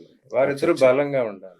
ఓకే. అప్పుడు ప్రేమ వివాహం జరుగుతుంది. ఓకే. వాళ్ళు వీక్ గా ఉన్నారంటే ప్రేమ పుడుతుంది ఆ, కానీ పెళ్లి వరకు వెళ్ళదు. ఓకే. పెళ్లి అయినా మళ్ళీ చెడిపోతుంది. ఇప్పుడు నరేంద్ర మోడీ గారి పరిస్థితి ఏంటి? నరేంద్ర జ్యేష్ఠ నక్షత్రం అనురాధ నక్షత్రం ఆ, వాళ్ళకి సప్తము అనురాధ నక్షత్రానికి అధిపతి శని. ఆ, ఆ శని న్యాచురల్ గానే వైరాగ్యానికి కారకుడు. ఓ, శని నక్షత్రం వాళ్ళందరికీ సంసార సుఖాల మీద సంసారం మీద మోజు ఉండదు అనమాట. ఉమ్, పైగా ఆయన ఉన్నది వృశ్చిక రాశి వృశ్చిక లగ్నం. అది ఓకే. వృశ్చికం వ్యతిరేకం అన్నమాట. సో జ్యేష్ఠ నక్షత్రం జ్యేష్ఠ నక్షత్రం వాళ్ళకి కూడా దీని మీద సంసారాల మీద వీటి మీద ఉండదు. ఉమ్, ఉమ్, సో అటువంటి వాళ్ళకి అసలు వివాహమే కాదు. ఆ, ఇంకొంతమందికి వారి 12వ స్థానంలో గురువు కానీ శని కానీ ఈ రాహుకేతులు కానీ ఉండి వాళ్ళ జన్మ లగ్నానికి వాళ్ళు చెడు వాళ్ళైతే ఉమ్. వారికి అసలు జీవితంలో వివాహమే కాదు. ఇప్పుడు మనం చూసిన వీళ్ళందరూ ఈ పరిస్థితి ఇదేనా? రాహుల్ గాంధీకి పెళ్లి అవుద్దా గురుగారు? ఆయనకి పెళ్లి కాలేదు, మిగతావన్నీ అన్ని అయిపోయినాయి. సల్మాన్ ఖాన్ ఇదే ఆన్సర్ ఉంటుంది సేమ్. అష్టమ స్థానంలో సప్తమంలో శని అందరూ కుజదోషం చెప్తారు. అవును. సప్తమంలో కుజుడుంటే పెళ్లి జరుగుద్ది కానీ గొడవలు పెట్టుకుంటారు. ఉమ్, కానీ అష్టమంలో కుజుడుంటే పెళ్లి జరగదు. ఓహో. అత్తవారిలో సుఖం అత్తవారిలో తెలియజేస్తుంది. మరి జయలలిత ఉదాహరణ ఎట్లా తీసుకోవచ్చు? ఆమె కూడా అంతే కదా, పెళ్లి అయితే కాలేదు, ఉమ్, పెళ్లి వరకే కాలేదు. అచ్చా, ఓకే. మిగతాది మేము తెర మీద చూసుకోవాలి ఇంకా. అందరూ అంతే. వాజ్పేయి గారికి కూడా పెళ్లి కాలేదు. ఎగ్జాక్ట్లీ. ఇదివరకు ఒక జోక్ ఉండే, సికే రెడ్డి గారు అనే ఒక ఛాన్సలర్ ఉండేవారు. అవును. ఆయన ఏదో సమయంలో మాట్లాడుతా ఏదో కామెంట్ చేశారని అప్పుడు అట్లా వచ్చింది. అట్లాగా ఎవరి మీద? జనరల్ గా పెళ్లిళ్ళ సిస్టమ్ మీద, ఆ, పెళ్లి ఎందుకు అన్నదాని మీద ఇలాగా కొంతమంది వాళ్ళ జన్మ రాశిని బట్టి జన్మ సమయాన్ని బట్టి జాతకాన్ని బట్టి వారికి వివాహ యోగ్యత ఉందా లేదా ఉమ్, అట్లా తెలుసు. Okay sir. ఇతర మతాల వారిని పెళ్లి చేసుకుంటారు అనేది కూడా తెలుస్తుంది సార్? రాహుకేతువులు కానీ సప్తమంలో ఉండుంటే వర్ణ సంకరం మతాంతరం జరుగుతుంది. ఓ, విదేశాల్లో జరుగుతుంది. విదేశాల్లో భార్యలు వస్తారు. ఆ, ఇప్పుడు అందరూ జరిగేది అది. యుఎస్ అవును. వెళ్తున్నారు, అక్కడ ఒక అమ్మాయిని చూసి పెళ్లి చేసుకుంటున్నారు. వాళ్ళు మన మతం కాదు, దేశం కాదు, ఏం కాదు, వాళ్ళు కలిసే ఉంటున్నారు. అవును.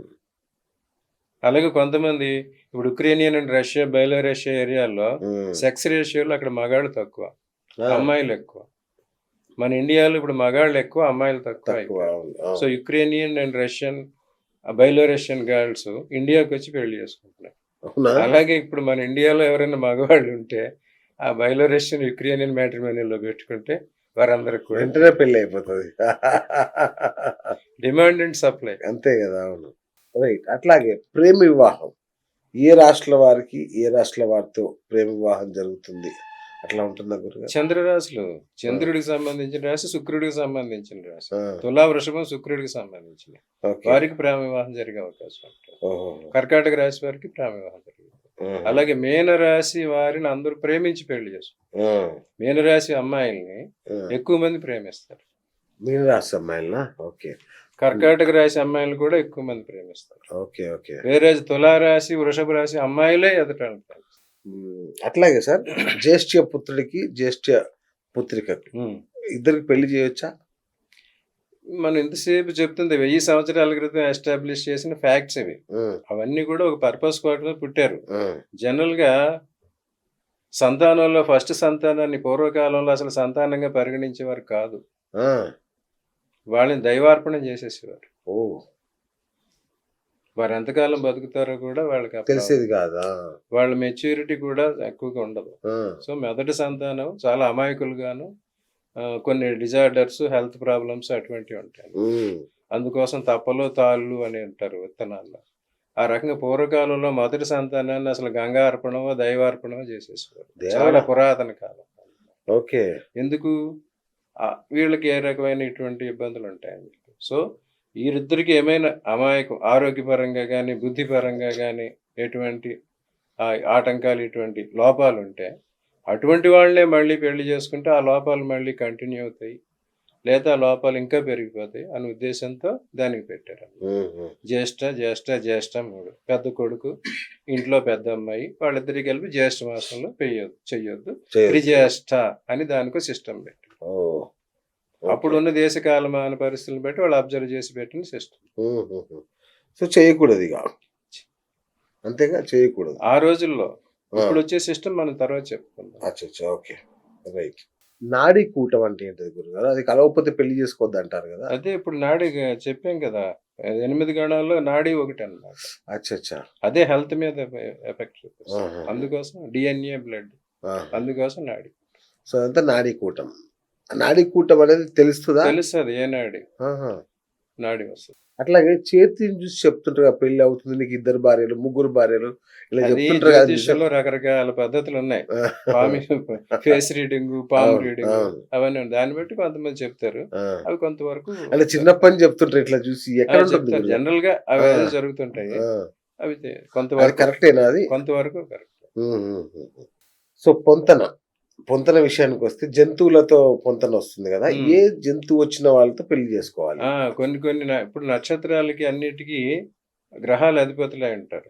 వాటికి ప్రతి నక్షత్రానికి ఒక్కొక్క జంతువు, ఒక్కొక్క వృక్షము, ఒక్కొక్క రత్నము అన్నీ ఉన్నాయన్నమాట.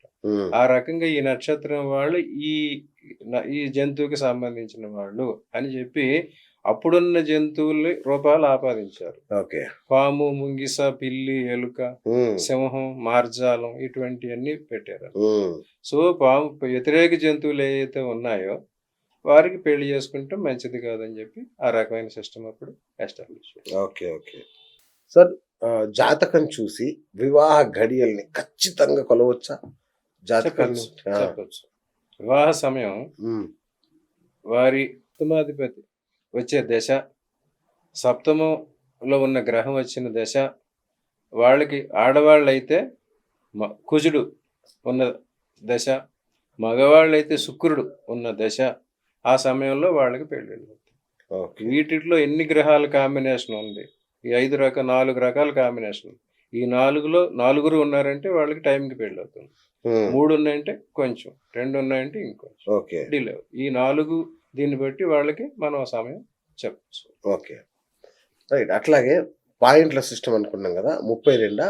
అదే గణాలు ఇందాక మనం డిస్కస్ చేసినవే, రాశికూటం, వశ్యకూటం, గణకూటం అన్ని దానిలోకి వస్తాయి. దానికి మార్క్స్ ఇచ్చారన్నమాట. 8 to 1 మార్క్స్ ఇచ్చారన్నమాట. ఇదంతా ఎంసెట్ క్వశ్చన్ పేపర్ లా. అంటే ఎన్ని పాయింట్లు కలవాలి గురుగారు? అది ఏంటంటే జనరలైజ్డ్, జస్ట్ లైక్ ఎలాగైతే రాశి ఫలాలు చెప్పారో, రాశి ఫలాలు మోస ఫలాలు, అందరినీ ఒక మోసలో పోసేస్తారు. అందరూ ఒక లేరు కదా, ఒక రాశిలో కొన్ని రాశులుగా పోస్తారు అందరినీ, రాశులుగా రాశి ఫలాలు మోస ఫలాలు. అందుకే నేను చెప్తున్నాను. ఓకే. సో దాని ప్రకారం పెట్టిన జనరలైజ్డ్ అరేంజ్మెంట్ అన్నమాట. ఎలాగైతే ఈ పేరు, ఈ అక్షరాలతో పేరు పెట్టుకోండి అని నక్షత్రాలు కొన్ని ఇచ్చారో, ఇదంతా జనరలైజ్డ్ చేసి అందరికి పర్టికులర్ గా చూసి చెప్పలేం కనుక చేసిన సిస్టమ్ ఇది. పాయింట్లు అనేది, కోటాలు అనేది, వశ్యాలు అనేది అవన్నీ వేల సంవత్సరాల నుంచి వచ్చినాయి. But they are not relevant today. ఇది వరకు ఇప్పుడు జ్యోతిష్యం కూడా అప్డేట్ అవుతూ ఉంటుంది, అడాప్ట్ అవుతూ ఉండాలి, ఎప్పటికప్పుడు అడాప్ట్ చేసుకుంటూ ఉండాలి. సో ఇప్పుడు ప్రస్తుతం పరిస్థితులకి ఏ రకమైన సిస్టమ్ ఉంది, దేశకాలమాన పరిస్థితులకి ఎటువంటి సిస్టమ్ ఉంది, దాన్ని ఎలా అప్లై చేయాలి? మీరు అట్లా ఇంత చెప్తే తొందరగా జీర్ణించుకోరు మన వాళ్ళు. పాయింట్లు ఏమి అంటే అది ఒక్కసారి గుండె అయిపోద్ది అందరికి ఇప్పుడు, ఎందుకంటే ప్రతి జ్యోతిష్యుడు ఇదే పాయింట్ల మీదనే చూస్తుంటారు. అట్లాగే 18 పాయింట్లు కలిస్తే చాలు అనే మాట కూడా నేను విన్నాను. మీరు ఇందాక చెప్పినట్టే అన్ని చూసి చేసిన పెళ్లిళ్ళు ఫెయిల్ అవుతున్నాయి. అట్లాగే 18 36 గణాలు కలిసి కూడా ఫెయిల్ అవుతున్నాయి. ఎందుకు అవుతున్నాయి? ఎందుకంటే this system is not full proof. It is an average system. And కాలదోషం పట్టింది. ఓహో! Okay. Okay. Okay. Time at test. Okay. అట్లాగే అమ్మాయి పేరు మార్చి పెళ్లి చేస్తుంటారు. అది. ఇవన్నీ ఇదివరకు ఆస్తిపాస్తుల కోసం ఆస్తులు బయటకు పోకుండా socio religious economic system institution is marriage అని చెప్పారు అవును. ఫస్ట్. అవును. అవును. వాళ్ళ సంఘం, వాళ్ళ ఆస్తులు, వాళ్ళ మతాలు, వాళ్ళ కులాలు బయటికి వెళ్లకుండా ఉండడం కోసం చేసిన ఏర్పాట్లు ఇవన్నీ. హ్మ్. సో దాని ప్రకారం ఏదో అడ్జస్ట్ చేసుకునేది వాళ్ళ తృప్తి కోసం జరుగుతుంది తప్ప హ్మ్. మిగతా ఏముండదు. ఇదివరకు కాలంలో అయితే స్త్రీకి స్వతంత్రం లేదు, ఆమె డిపెండెంట్. అవును. సో ఎటువంటి పరిస్థితులు ఏదో పిల్లలు పుడితే వాళ్లే కలిసి ఉంటారా అనే ప్రాసెస్ లో చేసేసిన పనులు ఇవన్నీ. అవును. This is only marriage of convenience and convenient arrangement. Okay. అందువల్ల ఇప్పుడు ఈ రకమైన విపరీత పోకళ్ళు వచ్చి అసలు సంగతులు బయటకు వస్తున్నాయి. ఆ! సో ఇటువంటి అన్ని సిస్టమ్ ఫిక్స్ చేయకుండా పాత సిస్టంలోనే చేస్తే ఎట్లా ఉంటుంది? హ్మ్. అందుకే ఫెయిల్. సో పేరు మార్చి చేయకూడదు. సో మామూలుగా ఇంట్లో ఆడపెత్తనం అంటారు, మగ పెత్తనం అంటారు, ఇట్లుంటది కదా. సో ఏ రాశుల వారి కలయికతో ఈ ఘోరాలు జరుగుతాయి? రాశులే కాదు, అక్కడ నక్షత్రాల ప్రభావం ఎక్కువ. అచ్చా, నక్షత్రాల ప్రభావం. ఆ. నక్షత్రాల ప్రభావం ఎక్కువ ఉండి కుజుడికి సంబంధించిన నక్షత్రాలు, గురువుకి సంబంధించిన నక్షత్రాలు, సూర్యుడికి సంబంధించిన నక్షత్రాలు అప్పర్ హ్యాండ్ తీసుకుంటారు. ఓకే. సూర్యుడు సప్తమాధిపతి అయి ఉంటే ఉమ్. ఆ సప్తమాధిపతి భర్త గాని భార్య గాని డామినేషన్ చేస్తారు. ఓకే. కుజుడు అయింటే ఆ భర్త గాని భార్య గాని డామినేషన్ చేయాలి. ఓకే. గురువు అయితే ఛాందసం, నేను చెప్పిందే చెయ్యాలని ఉమ్, ఉంటారు. ఉమ్, ఉమ్, బుధుడు ఉంటే ఎమ్మికబుల్ గా వెళ్ళిపోతారు. ఉమ్. శుక్రుడు ఉంటే ప్రేమగా ఉంటారు.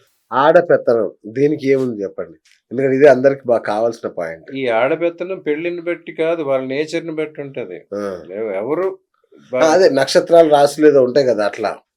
స్త్రీ ఉంటుంది, ఆ, ఆ స్త్రీ నక్షత్రం పవర్ఫుల్ నక్షత్రం అయితే ఆమె మాట చెల్లుతుంది. ఆ, ఆ స్త్రీ నక్షత్రం కుజ నక్షత్రాల్లో కానీ సూర్య నక్షత్రాలు, పుబ్బా నక్షత్రం ఉన్నది, పుబ్బా నక్షత్రంలో ఉండిన అమ్మాయి భర్తను డామినేట్ చేస్తుంది. ఓ, మృగశిర నక్షత్రంలో పుట్టిన అమ్మాయి భర్తను డామినేట్ చేస్తుంది, ఓకే. ప్రొవైడెడ్ ఆ భర్త నక్షత్రం వేరే అయితే. అచ్చా, అచ్చా. వాళ్ళిద్దరికి ఒకటి అయిందంటే యుద్ధం జరుగుతుంది. ఆ, ఒకళ్ళంటే అప్పుడు వియోగం, విడాకులు. అచ్చా, ఇద్దరు పుబ్బ ఆయన అట్లా. అట్లా ఇద్దరు పుబ్బాన్ని కొందరు సజెస్ట్ చేస్తారు. ఆ, ఇప్పుడు కుజదోషం ఉండని చేస్తున్నారు, అవును. కానీ అది రెమెడీ కాదు. అచ్చా, అవునా? కాదు, జనరల్ గా కుజదోషం ఉన్న వాళ్ళకి గురువు బాగుండే వాళ్ళని చూసి చేయాలి, ఆహా. అప్పుడు నడుస్తుంది. అలాగే శని దోషం ఉన్న వాళ్ళకి శుక్రుడు బాగుండే వాళ్ళు కానీ సూర్యుడు బలం బాగుండే వాళ్ళు కానీ చూసి చేయాలి, ఆ, అప్పుడు. ఓకే. అట్లా గురుగారు, ఫలానా నక్షత్రం అమ్మాయిని చేసుకుంటే మగపిల్లాడు పుడతాడు, ఉమ్. ఫలానా రాశి అమ్మాయిని చేసుకుంటే ఉమ్. ఆడపిల్ల పుడుతుంది, ఇట్లా ఏమన్నా ఉంటుందా? అంటే రాసుల కలయిక అదే ప్రభావం అని. రాసుల్లో పురుష రాసులు స్త్రీ రాసులు ఉన్నాయి, న్యూట్రల్ 3 ఉన్నాయి. ఆ, సింహం, ధనుస్సు, మేషం ఇవి పురుష రాసులు. ఉమ్, తుల, కర్కాటకం స్త్రీ రాసులు.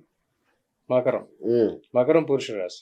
కుంభం మళ్ళీ స్త్రీ రాశి. ఆ, మళ్ళీ బుధుడికి సంబంధించిన న్యూట్రల్ రాశులు. ఆ, ఈ రకంగా వాళ్ళు ఎప్పుడేం చెప్తారంటే ఆ స్థానంలో పంచమ స్థానం పురుష రాశి అయితే పురుషులు పడతారు. పంచమ స్థానం. 5వ స్థానం మన సంతానం మన జాతకంలో 5వ స్థానం మన సంతానం ఆ, తెలియజేస్తారు.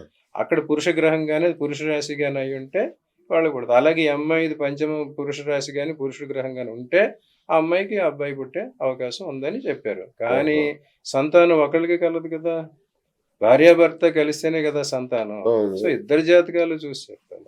Okay, okay. కొంతమందికి ఒక్కొక్క అనుచానం ఉంటది అనమాట. కొంతమందికి ఈ వాళ్ళ డిఎన్ఏ ప్రకారం ఆ, వాళ్ళ వంశంలో మొత్తం ఎక్కువ అబ్బాయిలే పడతారు, కొంతమంది వంశంలో అమ్మాయిలు ఎక్కువ పడతారు, ఆ, కొంతమంది ఆల్టర్నేట్ ఇద్దరు పడతా ఉంటారు, అవును. కొంతమందికి అసలు ఒక ఒక ఒక సిస్టమ్ ప్రకారం 3 సంవత్సరాలకు ఒకసారి గర్భం ధరిస్తారు, కొంతమంది ఓ, 5 సంవత్సరాలకు ఒకసారి ధరిస్తారు, ఉహు. 12 సంవత్సరాలకు ఒకసారి గర్భం ధరించారు.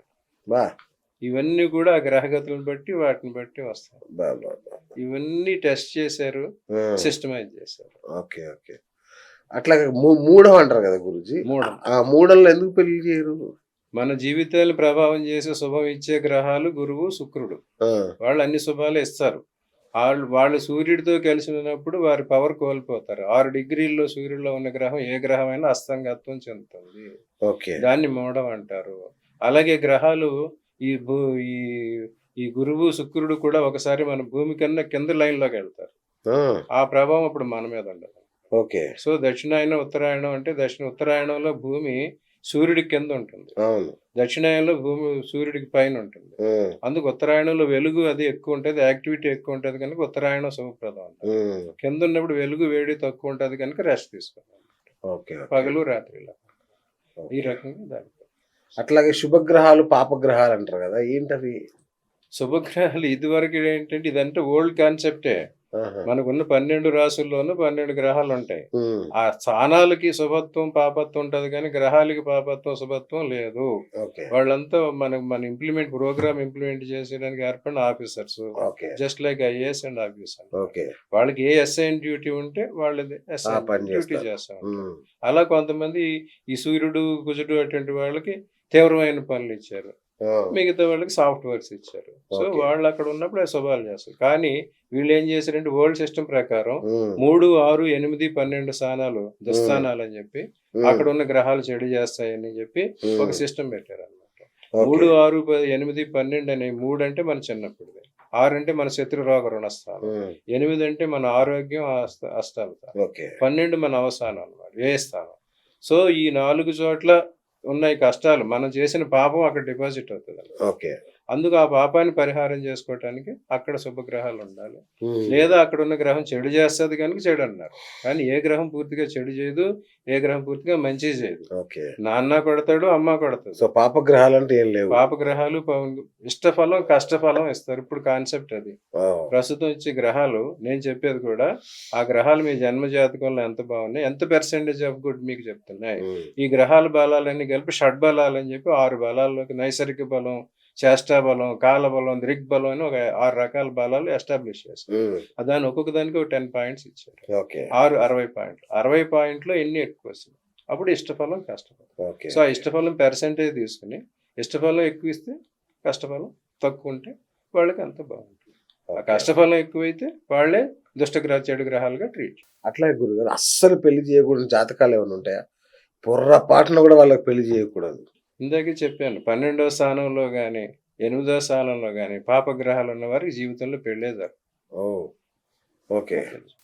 రైట్. పరిహారాలు ఏం చెప్పరా మీరు? పరిహారం అసలు ఇప్పుడు సిస్టమే మార్చాలని చెప్తున్నాను నేను. ఆ. ఇదంతా ఇవి మ్యారేజ్ సిస్టమ్ అంతా ఎలాగ సోషియో ఎకనామిక్ రిలీజియస్గా ఎలా వచ్చిందో చెప్పుకుంటూ వచ్చాం. అవును. ఈ పెళ్లి సిస్టమ్ చేసేదే ముహూర్తాలు గ్రూమ్ ఓరియంటెడ్, వరుడికి అనుకూలంగా అవును, చేశారు. మార్చాలి. ఆ. సో ఇదివరకు వరుడికి అనుకూలమైన వరుడి లగ్నం చూసి వరుడి నక్షత్రం చూసి ఈ ఉమ్. మ్యారేజ్ ముహూర్తాలు ఫిక్స్ చేసేవారు. ఉమ్. ఈ పెళ్లి విషయంలో ఇప్పుడు చేయాల్సింది ఏంటంటే ముందు వాళ్ళ జన్మ జాతకం చూసుకో, ఉమ్. వాళ్ళ సప్తమ స్థానం ఏంటి, సప్తమాధిపతి ఏంటి, ఉమ్. వారికి ఏ రకమైన యోగ్యత ఉందా. కొంతమంది ఉంటారు నా దగ్గరికి వస్తారు, కొంతమంది అతనికి డైరెక్ట్గా మ్యారేజ్ అయ్యే యోగం ఉండదు, ఉమ్. విడోవర్ని కానీ డైవర్స్ని కానీ అచ్చా. చేసుకునే యోగం ఉంటుంది. మరి ఓహో. చెప్పగలరా అందరూ? అలాగే ఒక లేడీకి కూడా ఉంటుంది, ఆమె డైరెక్ట్గా యోగం వేయలేదు. ఆ. ఆమె సప్తమాధిపతి శని అయ్యి ఉండి ఎక్కడో ఉన్నాడంటే ఆమె వయసు చాలా డిఫరెన్స్ ఉండే భర్త దొరుకుతాడు, ఓకే. ముసలి భర్త దొరుకుతాడు. ఆ. రాహు ఉన్నాడంటే వర్ణ సంకరం, ఇట్లా విడోవర్ దొరుకుతారు. ఆ. కేతు ఉన్నారంటే అంతవరకు ఏమి చేయని వాళ్ళు, వైరాగ్యం పొందిన వాళ్ళు చేసుకుంటారు. ఉమ్. ఈ రకంగా వాళ్ళ సప్తమాధిపతి ఎవరో, సప్తమంలో ఏ గ్రహాలు ఉన్నాయి చూసి వాళ్ళ జన్మ జాతకాన్ని చూడాలి. ఓకే. ఇప్పుడు ఏం చేశారు, ఇంతవరకు వరుడి జాతకం ఒకటే చూసి దాని ప్రకారం చేయటంతో ఈ డిఫరెన్స్ ఇప్పుడు స్త్రీలు పవర్ఫుల్ అయ్యేసరికి ఉమ్. వీళ్ళ పవర్ ఎక్కువ చూపిస్తున్నారు. So okay. ఇద్దరికి అదే సిస్టంలో పెళ్లి చేస్తుంటే అది ఫెయిల్ అయిపోతుంది. ఉమ్. సో ఇప్పుడు నేను సజెస్ట్ చేసేది ఏంటంటే జన్మ జాతకం చూడాలి, ఇద్దరి జన్మ జాతకాలు చూడాలి, ఉమ్. వాళ్ళకి ఎన్ని గ్రహాలు అనుకూలంగా ఉన్నాయో చూడాలి. ఓకే. దానికి చెప్పాను, ఇప్పుడు ప్రజెంట్ మ్యారేజ్ జరగాలంటే సఖ్యం, సౌఖ్యం, సహచర్యం, సంతానం, సహధర్మం, ఈ 5 ఎవరికైనా జీవితాంతం కావాలి. ఆ. సఖ్యం అంటే ప్రేమ, ఒకరికొకరు ఫ్రెండ్షిప్, ప్రేమ పుట్టాలి, దానికి కారకుడు చంద్రుడు. నెక్స్ట్ సౌఖ్యం, సెక్సువల్ ప్లెజర్స్, బాడీ ప్లెజర్స్, ఉమ్. అది అనుభవించాలంటే శుక్రుడు అనుకూలంగా ఉండాలి. ఉమ్. తర్వాత సహచర్యం, వీళ్ళిద్దరూ కలిసి బతకాలంటే పెళ్లి చేసుకోవడం అగ్రిమెంట్, దానికి బుధుడు అనుకూలంగా ఉండాలి. ఉమ్. తర్వాత వీరిద్దరికి సంతానం కలగాలంటే గురువు అనుకూలంగా ఉండాలి. ఉమ్. తర్వాత వీళ్ళు ఏ గొడవలు వచ్చి విడిపోకుండా వియోగమో విషాదం, ఒకళ్ళు ముందు చనిపోవటమో, లేకపోతే విడాకులు తీసుకుని వెళ్ళిపోవటమో, లేదా ఒక ఉద్యోగం కోసం ఒకళ్ళు ఢిల్లీలోనూ ఒకళ్ళు బాంబేలోనూ ఉండటమో, ఇలాంటివి చేసేవాడు శని. లేదా ఒకళ్ళు ముందు వెళ్ళిపోవటమో, ఇవన్నీ చేసేవాడు శని. ఐదు గ్రహాల ప్రభావం ఇద్దరి జాతకాల్లో ఏముంది ఓకే. అది చూడాలి. ఇంతవరకు ఒక పురుషుడి జాతకం వరుడి జాతకం చూసి పెళ్లిళ్ళు ఫిక్స్ చేస్తున్నారు. అవును. అందువల్ల ఈ ప్రాబ్లమ్స్ అన్ని వచ్చినాయి. రైట్. నవే డేస్ ఇద్దరికి ఉన్నారుగా, ఇద్దరు వరువు వధువు ఇద్దరు జాతకాలు పరిశీలించాలి. ఈ ఇద్దరు జాతకాలు ఈ 5 గ్రహాలు ఎలా ఉన్నాయో చూసుకోవాలి. చూసి వాళ్ళిద్దరికి కంపాటబిలిటీ ఒక 60% 70% ఉన్నప్పుడు చూడాలి. ఇంకో విషయం ఉంది ఇక్కడ, వీళ్ళిద్దరు జాతకాలు చూడటమే ఒకటే కాదు, ఆ ముహూర్తం కూడా దీని మీద ప్రభావం చూపిస్తుంది. పెళ్లి ముహూర్తం అచ్చా. ఎక్కువ ముహూర్త బలం అంటారు. ముహూర్తం పెట్టేస్తే చాలు, అవును. అబ్బో దివ్యమైన ముహూర్తం పెట్టేసాం, బలవంతర ముహూర్తం పెట్టేసాం అంటారు. ఏ ముహూర్తం కూడా దోషరహిత ముహూర్తం కాదు. ప్రతి పంచాంగం చూడండి, ఈ సంవత్సరం దోషరహ ముహూర్తములు లేవు, ఉన్న వరకు అయ్యో. ఇచ్చాము అని మామూలే రాస్తారు. అది చదువమ్మా. ఇంకోటి ఏం జరిగింది, ఏదో ఎన్ఆర్ఐ సంబంధం వచ్చింది, లేకపోతే వాళ్ళకి ఎక్కువ డబ్బు ఉంది, లేదా అది ఉంది, ఎలాగైనా దీన్ని పోగొట్టుకోకూడదని వీళ్ళ మీద ప్రెషర్ పెట్టి మార్పేస్తారు. పెట్టుడు లగ్గాలు. అదే మరి ఇది socio economic religious system very failed. అదనమాట, దాని ప్రకారం ఇవన్నీ జరిగింది. సో ఇప్పుడు ఏం చేయాలి, ఆ ముహూర్తం సమయానికి మీరు ఇంకో క్వశ్చన్ మర్చిపోయారు, పెళ్లిళ్ళు పేటల దాకా వచ్చిన పెళ్లిళ్ళు ఎందుకు ఫెయిల్ అవుతాయి? ప్రతికూలం అయితే ఎవరో చాపండి అంటారు.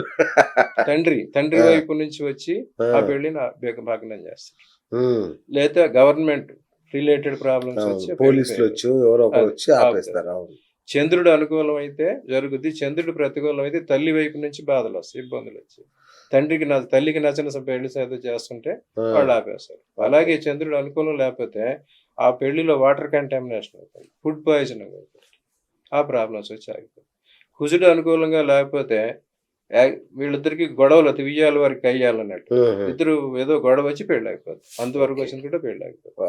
బుధుడు అనుకూలం లేకపోతే మేనమామ తరపు వాళ్ళు ఎవరు ఈ అమ్మాయిని చేసుకుందామని అబ్బాయిని ఆశ ఉన్న వాళ్ళు మనకి ఇచ్చి చేయట్లేదు, వేరే వాడికి ఇచ్చి చేసేస్తున్నారని వాళ్ళకి దొంగచాటుకి వీళ్ళ మీద అపవాదులేటు, చాడీలు చెప్పలేదు, ఆ అమ్మాయి మంచిది కాదు, ఈవిడికి ఆస్తి లేదు, ఇలాంటివి చేసి చెడు చెడగొడతారు. ఇంక గురువు అనుకూలం కాకపోతే ఛాందసులైన వాళ్ళు నిత్యం స్నానం చేయాలి, పూజలు చేయాలి, అవి చేయాలి, ఈ చేయాలి, నువ్వు నా మాట వినాలి, నేను చెప్పినట్టే చేయాలి, అలా ఛాందసమైనది వస్తుంది అన్నమాట. శుక్రుడు అనుకూలం లేకపోతే ఆ పెళ్లి సమయానికి పెళ్లి కూతురు చెంపు, అవునా, పెళ్లి కొడుకు చెంపు, అలంకారం లోన పంపించారు, అమ్మాయి అటు నుంచి అటు వెళ్ళిపోయింది, చీర కట్టుకోవడం కింద దూకాడు. శని అనుకూలం లేడనుకోండి, వాళ్ళ వంశంలో ముసలి ముత్తగా ఉంటారు, ఆ టైం గుట్టుక్కుమంటారు, పెళ్ళి. ఓ దేవుడా. ఇంకా రాహు కేతు అనుకూలం లేరు, పెళ్లికి వెళ్ళి వచ్చేప్పుడు యాక్సిడెంట్లు అవుతాయి. చాలా మంది పెళ్లి చేసుకుని వస్తుంటే చచ్చిపోయారు, గుడికి పెళ్లి చేసుకుని గుడికి పంచుతుంటే కూడా చచ్చిపోతుంటారు చాలా మంది. ఇదివరకు పెళ్లి సిస్టమ్ ఎట్లాగంటే, పెళ్లి జరగకపోయినా 40 రోజుల నుంచి వాళ్ళ దేశంలో కూర్చోబెడతారు, వాళ్ళు పుణ్యాహవచనం చేస్తారు, కంకణం కడతారు. ఆ 40 రోజుల్లో అమ్మాయి గాని అబ్బాయి గాని బయటికి వెళ్ళకూడదు, వెళ్ళేప్పుడు కూడా ఇంకొకటి ఉండాలి. అందుకే తోట పెళ్లి కొడుకు తోడి పెళ్లి కూతురు సిస్టమ్, వాళ్ళకి ఎస్కార్ట్ అనమాట. ఆ ఎస్కార్ట్ అంతా భరించలేక చిన్నపిల్లల్ని పెట్టేవారు. ఇప్పుడు అసలు తోడి పెళ్లి కొడుకు సిస్టమ్ ఎక్కడైనా ఉందా? లేదు. ఇదన్నీ చెప్పారు, ఏ నిమిషాన్ని బయటికి వెళ్ళాలి, ఏ నిమిషాన్ని పసుపు కట్టాలి, ఏ నిమిషాన్ని మా తోరణం కట్టాలి, పందిరేయాలి, ఇవన్నీ సిస్టమ్ ఉన్నాయి. అవన్నీ ఎక్కడ ఫాలో అవుతున్నారు? షామియానే వేసేస్తారు. ఆ షామియాన ముందు రోజు ఏదో ఫనరల్ కార్యక్రమానికి వెళ్ళొచ్చు, అది ఈ రోజు వచ్చి ఇక్కడ పెట్టచ్చు, దాన్ని చేశారా? దానికి ఉండదు. ఇంకా ఇవన్నీ ఉన్నాయి, ఇవన్నీ ముహూర్త దశలోకి వస్తాయి. సో ఇప్పుడు నేను సజెస్ట్ చేసేది ఏంటంటే, వరుడి జాతకం వధువు జాతకం కూడా ఈక్వల్ గా చూడాలి, ఇద్దరికి కంపేటబుల్ ముహూర్తం పెట్టాలి. పైగా ఈ ముహూర్తంలో దోషాలు ఏమన్నా ఉన్నా, ఇద్దరి వరుడు వధువు ముహూర్తంలో జన్మ జాతకం ప్రకారం ఉన్న దోషాలు ఎఫెక్ట్ చేసే గ్రహాలు ఏవైతే ఉన్నాయో ఆ గ్రహాలు పెట్టే ముహూర్తంలో లేకుండా చూడాలి. అలాగే ఆ ముహూర్తానికి పెట్టేది బ్యాడ్ చేసే గ్రహాలు ఉన్నాయి, ఈ సిస్టమ్ కూడా చూడాలి. ఈ 3 చూసిన తర్వాత దానికి ఫిక్స్ చేయాలి. ఇది చాలా లాంగ్ ప్రాసెస్ పెడుతుంది. ఇది కూడా 100% ఫుల్ ప్రూఫ్ కాదు, ఇందులో కూడా 80% వరకు మనం రాగలం. సో మిగతా 20% ఎట్లాగా ఉంటుంది. అప్పుడు ఏం చేస్తారంటే, ఏ గ్రహణం అరిష్ట స్థాన స్థిత సర్వగ్రహణం ఏకాదశ ఫలం సిద్ధ ప్రాప్తయోస్తు అని చెప్పి నవగ్రహాలకు క్రతువు చేస్తారు, హోమం చేస్తారు. అప్పుడు అన్ని గ్రహాలని పిలిచి, అయ్యా మేము ఇలా పెళ్లి చేస్తున్నాము, మీరు ఎక్కడైతే ఉన్నారో మీరంతా వచ్చి 11వ స్థానం లాభస్థానంలో కూర్చి వీళ్ళకి చెయ్యండి అని చెప్పి వాళ్ళకి టెంపరీ అసైన్మెంట్ ఇస్తారు. మన పెళ్లికి వెళ్ళాం, భోజనం చేసాం, వాడి మీద తిట్టు రాడితే ఏం బాగుంటుందిరా? వాడు మనకి ఇది ఇచ్చాడు కదా, మన గౌరవం ఇచ్చాడు కదా అవును. అని కొంతకాలం సో గురుగారు, ఏ నక్షత్రంలో పుట్టిన వాళ్ళు బ్రహ్మచారులుగా మిగిలిపోతారు? జ్యేష్ఠ నక్షత్రం, అవునా? అనురాధ, శని నక్షత్రాల్లో పుట్టిన వారికి జనరల్ గా అవి ఉంటాయి. అయితే వాళ్ళు మళ్ళీ సప్తమస్థానం అన్ని చూడాలి. అవి చూసి వాళ్ళ మీద మళ్ళీ శుక్ర ప్రభావం, చంద్ర ప్రభావం ఉందంటే వారికి మళ్ళీ వివాహ యోగ్యత ఉంటుంది. ఓకే. ఇప్పుడు విడాకులు తీసుకుంటారు కదా గురుగారు, అంటే రివర్స్ లో అడుగుతాను నేను. ఈ విడాకులు అవుతున్న వారికి జాతక దోషాలు ఏమేమి ఉంటే అట్లా విడాకులు అవుతాయి? వియోగము, విషాదము, దానికి కారకుడు శని. ఇద్దరికి పెళ్లి జరిగినప్పుడు వాళ్ళిద్దరికి వియోగం రావాలి. వియోగం అంటే వాళ్ళు ఉద్యోగాలు చేస్తే వేరు వేరు ప్లేసుల్లో ఉండొచ్చు, లేకపోతే వాళ్ళ కుటుంబానికి ఏదో గొడవలు వచ్చి తీసుకుపోవచ్చు. అవి ఇంకా పెరిగి విడాకులకు దారి తీయవచ్చు. దీనికి కారకులు మొత్తం అన్ని అందరూ సూర్యుడు, గురువు, శని ముగ్గురు కూడా కారకులు అవుతారు. అష్టమంలో గ్రహం ఉండి అష్టమ గ్రహం చెడు గ్రహం వాళ్ళకి చెడు చేస్తూ ఉంటే వారికి విడాకులు అవుతాయి. వియోగము, విషాదము, విడాకులు. అలాగే ఒకరికి కొందరికి ఈ ముందుగా చనిపోతూ ఉంటారు, భార్య గాని భర్త గాని. అవును. మన రేఖ సినిమా హీరోయిన్ తీసుకోండి, ఆమెకి ఇంచుమించు ముగ్గురు భర్తలు. రేఖకి పెళ్లి కాలేదు కదా? వినోద్ మెహ్రా పెళ్లి చేసుకుంది, చనిపోయాడు. వినోద్ మెహ్రాని పెళ్లి చేసుకుంది, చనిపోయాడు. ఇంకా ముఖేష్ ఇండస్ట్రియలిస్ట్, అతన్ని పెళ్లి చేసుకుని సూసైడ్ చేసుకున్నాడు. ఇంకొక అతను చిన్నప్పుడు. టిపికల్. మీరు చెప్పేది అమితాబ్ రేఖ గురించే కదా? అవును. ఈ చెక్ ఇట్. కాదు సార్, ఆమె అమితాబ్ బచ్చన్ అమితాబ్ బచ్చన్ పెళ్లి చేసుకోలేదు. అవును, చేసుకోలేదని బ్రహ్మచారిగా మిగిలిపోయింది కదా. ఈయనకి ఆయుష్ ఉంది, ఆమెకి పెళ్లి అయింది. రెండు పెళ్లిళ్ళు. వినోద్ మెహ్రా ఒక హీరో ఉండేది, అతను పెళ్లి చేసుకుని అతను చనిపోయాడు. అమితాబ్ బచ్చన్ కంటే ముందు, ఇష్యూ కంటే ముందు. అవును, అమితాబ్ బచ్చన్ కంటే తర్వాత ముఖేష్ అనే ఇండస్ట్రియలిస్ట్ చేసుకుంది. With in 1 week or 1 month he has committed suicide. Official గా he has committed suicide. మీరు రికార్డ్ చూసుకోండి. ఓకే. నేను ఇంకా రేఖ అసలు ఆయన కోసం బ్రహ్మచారిగా మిగిలిపోయింది అనుకుంటున్నాను. అమితాబ్ బచ్చన్ అదృష్టం బాగుంది, ఆయుష్ ఉంది. అట్లాంటి జాతకాలు ఉంటాయి గురుగారు? కొన్ని అంటే రాక్షస లెవెల్ ఏంటి, రాక్షస వాళ్ళకి ఆ గ్రహగతుల ప్రకారం అలాంటి సిస్టమ్ ఉంది. కొంతమందికి ఉంటుంది. మగవాళ్ళకే కదా బహుభార్యత్వం. అవును. బహుళ వివాహాలు, multiple marriages and multiple wives. అవును. ఒకే సమయంలో 2-3 భార్యలు ఉండటం, అది బహుభార్యత్వంలోకి వస్తుంది. ఒకదాని తర్వాత ఇంకోటి పెళ్లి చేసుకోవటం బహుళ వివాహాలు అన్నమాట. ఒకటి ఫెయిల్ అవుద్ది, ఇంకోటి చేసుకుంటారు. లేదా ఒకటి చనిపోతారు, ఇంకొకటి చేసుకుంటారు. లేదా కన్వీనియంట్ అరేంజ్మెంట్, ఈమెకి పిల్లలు పుట్టలేరు, ఈమె ఒప్పుకుని ఇంకొక అమ్మాయిని పెళ్లి చేసుకుంటారు. కొంతమంది సినిమా హీరోలు ఒక భార్య ఉండగా మళ్ళీ ఇంకో హీరోయిన్ పెళ్లి చేసుకున్న వాళ్ళు లేరా? That is mutual agreement. అది ద్రౌపది లాంటి సిస్టమ్ అన్నమాట. ద్రౌపది 5గురిని పెళ్లి చేసుకోవటానికి ఎలాంటి సిస్టమ్ ఇచ్చారో, ఈ మగవాళ్ళు కూడా వేరే వాళ్ళు చేసుకోవటానికి వారి భార్య విత్ దేర్ కన్సెంట్. గురుగారు, ఈ స్త్రీలలో కొన్ని వర్ణాలు ఉంటాయి చూసారా? పద్మిని, హస్తిని, అదంతా మనం ఇప్పుడు చెప్పుకుంటే చాలా. అంటే కాదు, ఎందుకు చెప్తున్నా అంటే, ఎందుకు ప్రస్తావన తెచ్చా అంటే, పద్మిని జాతి స్త్రీలకు పెళ్లి అయితే కంపల్సరీ విడాకులు అవుతుంది అనే ఒకటి ఉంటుంది. నిజమా అట్లా? ఇంకొక తెలుగు సూక్తి కూడా ఉంది, అందగత్తెకి ముందర పెళ్లి, అందరితోటి మళ్ళీ పెళ్లి. కరెక్ట్. అవును. ఇప్పుడు సోఫియా లారెన్, మార్లిన్ మన్రో వాళ్ళు పద్మిని జాతి. అంతే, ఒక్కసారి ఇక తర్వాత మళ్ళీ పెళ్లి. అది మగవాళ్ళకి అప్లై అవుతుంది. మగవాళ్ళు కూడా ఉంటారు, వాళ్ళని మోహించి పెళ్లి చేసుకునే వాళ్ళు ఉంటారు. అవును. ఓకే. అంతే, కొన్ని బయటకు రావు కొన్ని, కానీ వాళ్ళ జాతకాలు చూసి తెలుస్తుంటాయి. Okay sir. ఇంకొకటి అంటే, ఇది సందర్భం కాదు కానీ, బ్రహ్మదేవుడు కూతుర్ని పెళ్లి చేసుకున్నాడు అనేది పురాణ కాదు. సడన్ గా ఒకసారి చూసా, ఏంటి దరిద్రం అని నాకు అర్థం కాదా. ఏమండి, పురాణాలు వికీపీడియా లాంటివి, పుక్కిటి పురాణాలు. ఓకే. దాన్ని ఎవరు ఇష్టం వచ్చినట్టు ఒక్కొక్కళ్ళు ఒక్కొక్క రకంగా రాసేసుకున్నారు. వాటికి అథెంటిసిటీ లేదు, రెలవెన్స్ లేదు. అదేంటంటే, ఇది ఎక్కడి నుంచి ఆరిజిన్ అయిందంటే, అందరినీ పుట్టించిన వాడే బ్రహ్మ, అట్లా సరస్వతిని పుట్టించిన వాడే బ్రహ్మ. అరే రామ. సో పుట్టించాడు కనుక తండ్రి అవుతాడు. తండ్రి అయినాడు ఎలా చేసుకున్నాడు? ఆ, అది లేదు, దట్ ఈస్ ఇర్రెలవెంట్. ఓకే. అది ఇది ఎక్కడి నుంచి వచ్చిందంటే బ్రహ్మ విష్ణు మహేశ్వరులు, అవును. దీనికి సైంటిఫిక్ ఆరిజిన్ ఉంది. ఆహా. సైంటిఫిక్ ఆరిజిన్ ఉంది. ఆ, మనందరికీ ఆంథ్రపాలజీ అని అంటచ్చు, అవును హ్యూమన్ ఆంథ్రపాలజీ. అవును మనిషి రేసు ఎట్లా డెవలప్ అయింది, అవును. జంతువుల నుంచి మనిషి ఎలా వచ్చాడు. అవును. అప్పుడు ముందు ప్రోటోటైప్ రేసు మూడు రకాల రేసులు ఉన్నాయి. ఇప్పటికీ అదే చెప్తారు, ఆ, కాక్సాయిడ్, మంగలాయిడ్ అండ్ నేగ్రాయిడ్ ఆ, రేసెస్. కాక్సాయిడ్ అంటే వెస్ట్రన్ కంట్రీస్ లో, ఓకే. అమెరికా ఏరియాలో కాక్సానియన్ రీజియన్ అని కొన్ని పర్వతాలు ఉన్నాయి. ఆ కాక్సానియా రీజియన్ లో ముందు వైరైజ్ అయిన మనిషి కాక్సాయిడ్. ఆ కాక్సాయిడ్ మేల్ వైట్ పీపుల్ అన్నమాట, Hmm. Pure white. ఉమ్, వాడు శివుడు, కర్పూర వర్ణం ఉమ్, శివుడు అన్నమాట.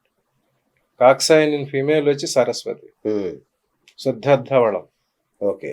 స్ఫటికమాల, స్ఫటిక Okay. సంక్రాస్, ప్యూర్ వైట్. ఉమ్, వాళ్ళు అక్కడ వాళ్ళిద్దరు కాక్సైడ్ మేల్ వచ్చి శివుడు, కాక్సైడ్ ఫీమేల్ వచ్చి సరస్వతి. ఓకే.